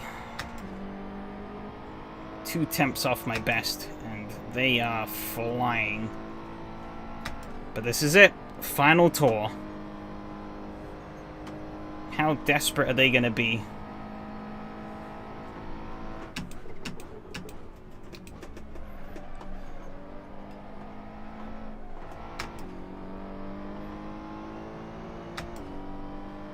Put a wheel on the gravel. That helps me out.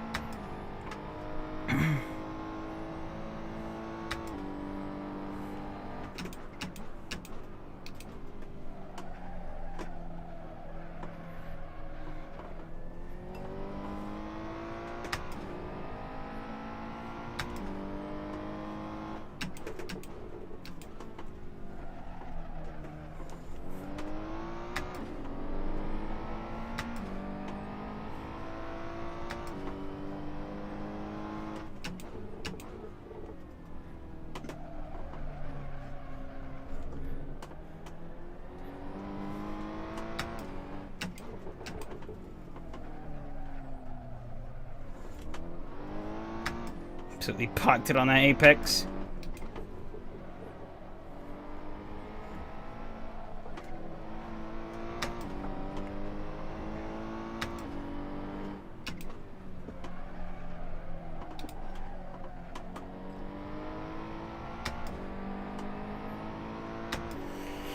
Whew.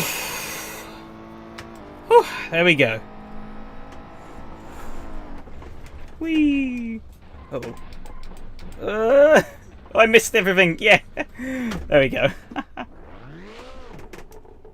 Oh.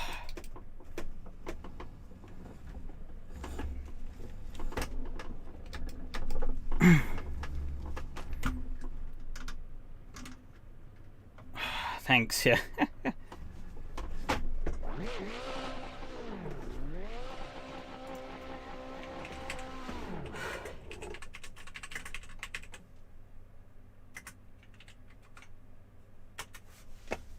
Fucking hell.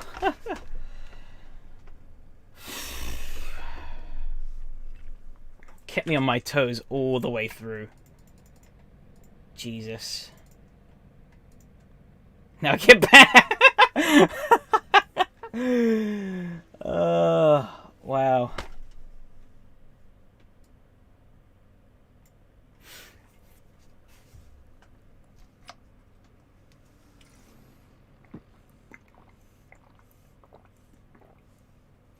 Oh.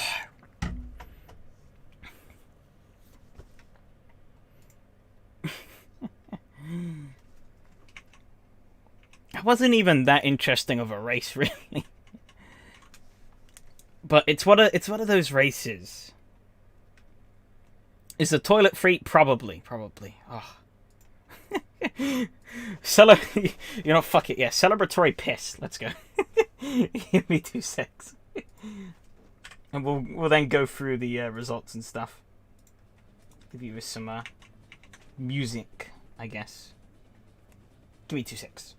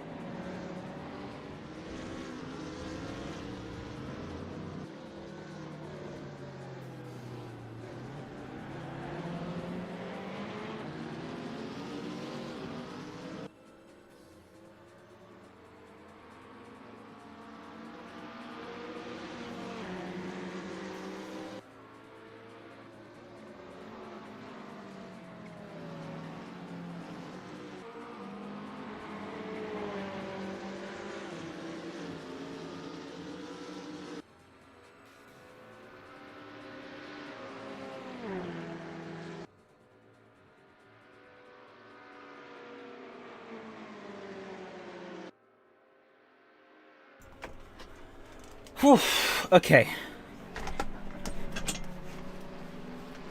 Just noticed the music was so damn quiet, you probably didn't hear any of it.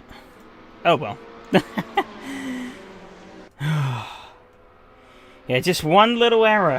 One little error was all it took to give me the lead.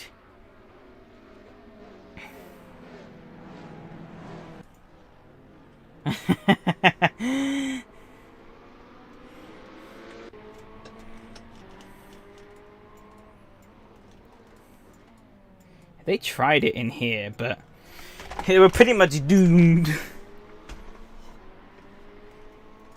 The outside definitely gave me the preference of the Ferrari.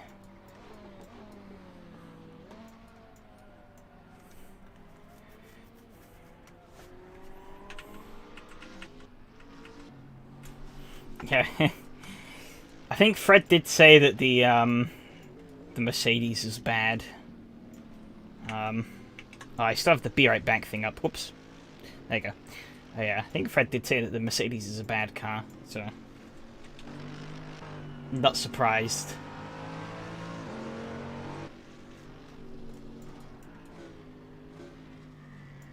He does have his lights on.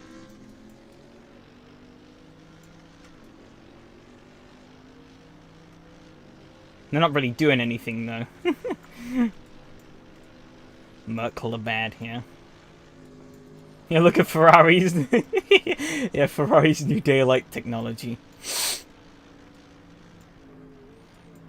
I guess the issue was, though, was you were up against an army of BMW Z4.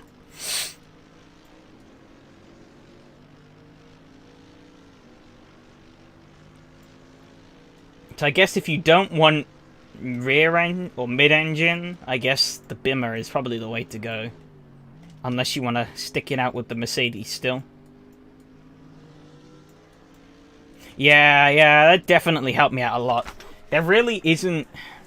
You have to be able to get close, stay close, and then line up a lunge. That's why I prefer the classic layout of this track, because it removes this... I don't know if you... Can you see my mouse pointer? I don't know if you can. Oh, wait, it's being covered by the thing anyways. But yeah, so if I scroll back. So the classic layout cuts out this whole bit here. This whole bit. And instead, you go that way. Actually, wait, I could just do this. Haha. Forgot about this. Yeah, see. It's this straight here. The classic layout goes straight across. And then rejoins, and you get this really... It turns what in this track is a really slow, clumsy hairpin into a really nice, smooth, fast, like right-left sweeper. It's a really fun corner. Also makes the track a lot better for overtaking as well. In the old DT, I remember we raced here in the old DTMs and I got a couple of moves off into this. By getting a run out of there and then carried it in the slipstream and then yeeted past them into there, and then it leads right into these double hairpins as well, which can be used for overtaking. Nah, fuck that, I'm binning them. I never noticed these chicanes. There's a chicane there and a chicane there. I'm guessing that's for like motorbikes or something.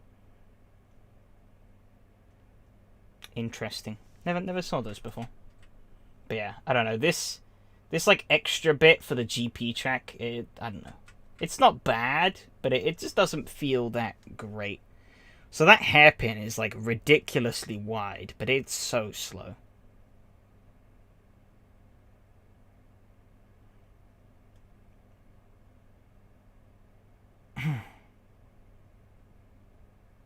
And that looks a lot wider than it actually is also. There's another chicane there. The more you know. And there's obviously the link back for the short club layout. Another chicane elsewhere? No, there's bits more of track in here. That doesn't really do anything. At this point I'm just snooping around for a look. Oh, is that like a... There's like a dirt track there. Is this like a driving experience thing? Eventually we'll get there. Eventually. Oh yeah, it is. Yeah, it's like a driving test center thing. Yeah, it's places you can make a lot of mistakes, otherwise impossible to take. Yeah. I do definitely think the classic layout would have made overtaking a bit easier, but it is... In these GT3s especially, it is still quite tricky to overtake.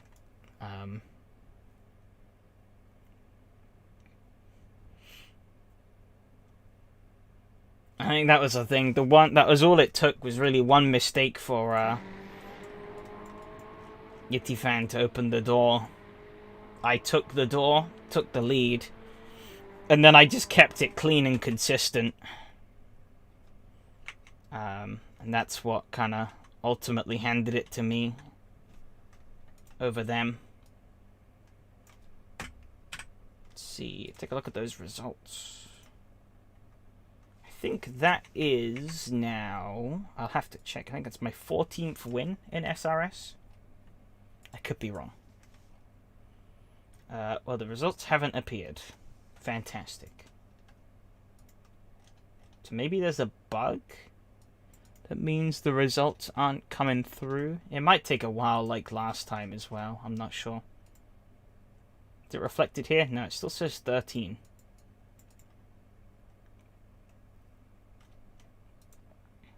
Also 69 top 3s. Got the nice number.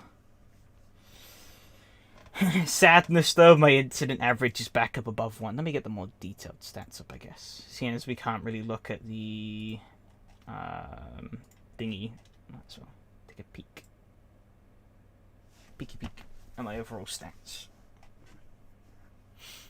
Yeah, but it went up above 1. Sadness. But 214 top 10s. I'll take that. 69 podiums. And well, that's going to go up to 70, and that's going to go up to 14 soon. So rip 69. Sadness. One day, this column will be 2. One day. But that day is not today.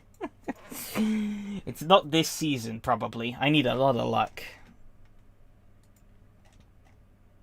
Because where am I? In the Skoda, I'm 4th.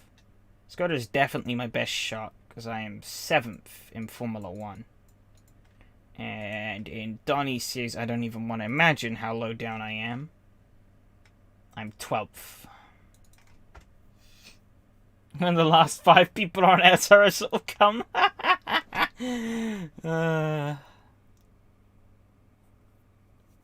God damn you, Fred.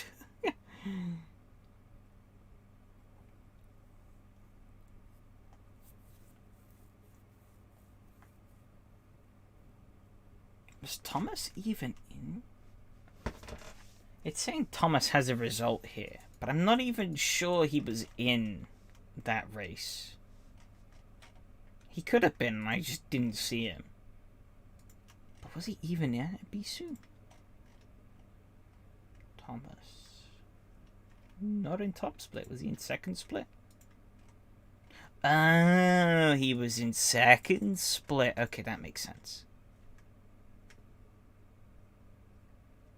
It was him, Nero, and Florian. Okay. New point system? No. No. So, as you can see here, server, split 1, there's 2 races. It's a double race format. And so, we score, in the race, we score normal points. See? You score the 102, 98, 95, 92, 90, so on. But because we do 2 races in the championship standings, they're added up. Yeah.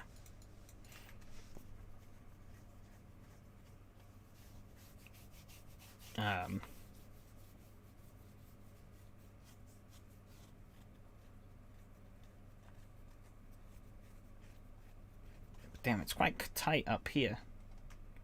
I'm at 3-0. Well, Thomas is at 305. Oh, I'm tied on points with Thomas, actually. 305, 305. Rob at 304.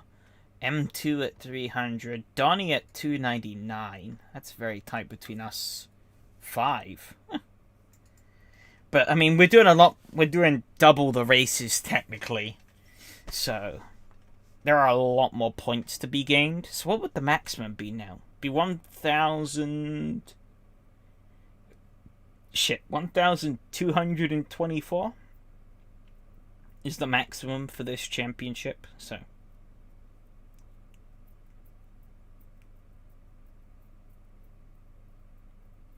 I think this is the first championship where you will be able to score more than the 612 points that you've been able to score in an SRS season.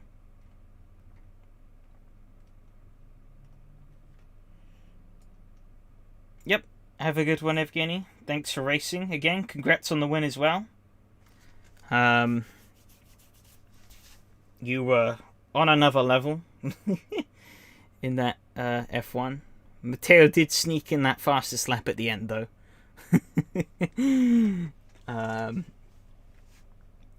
But yeah, it was good fun. Good fun.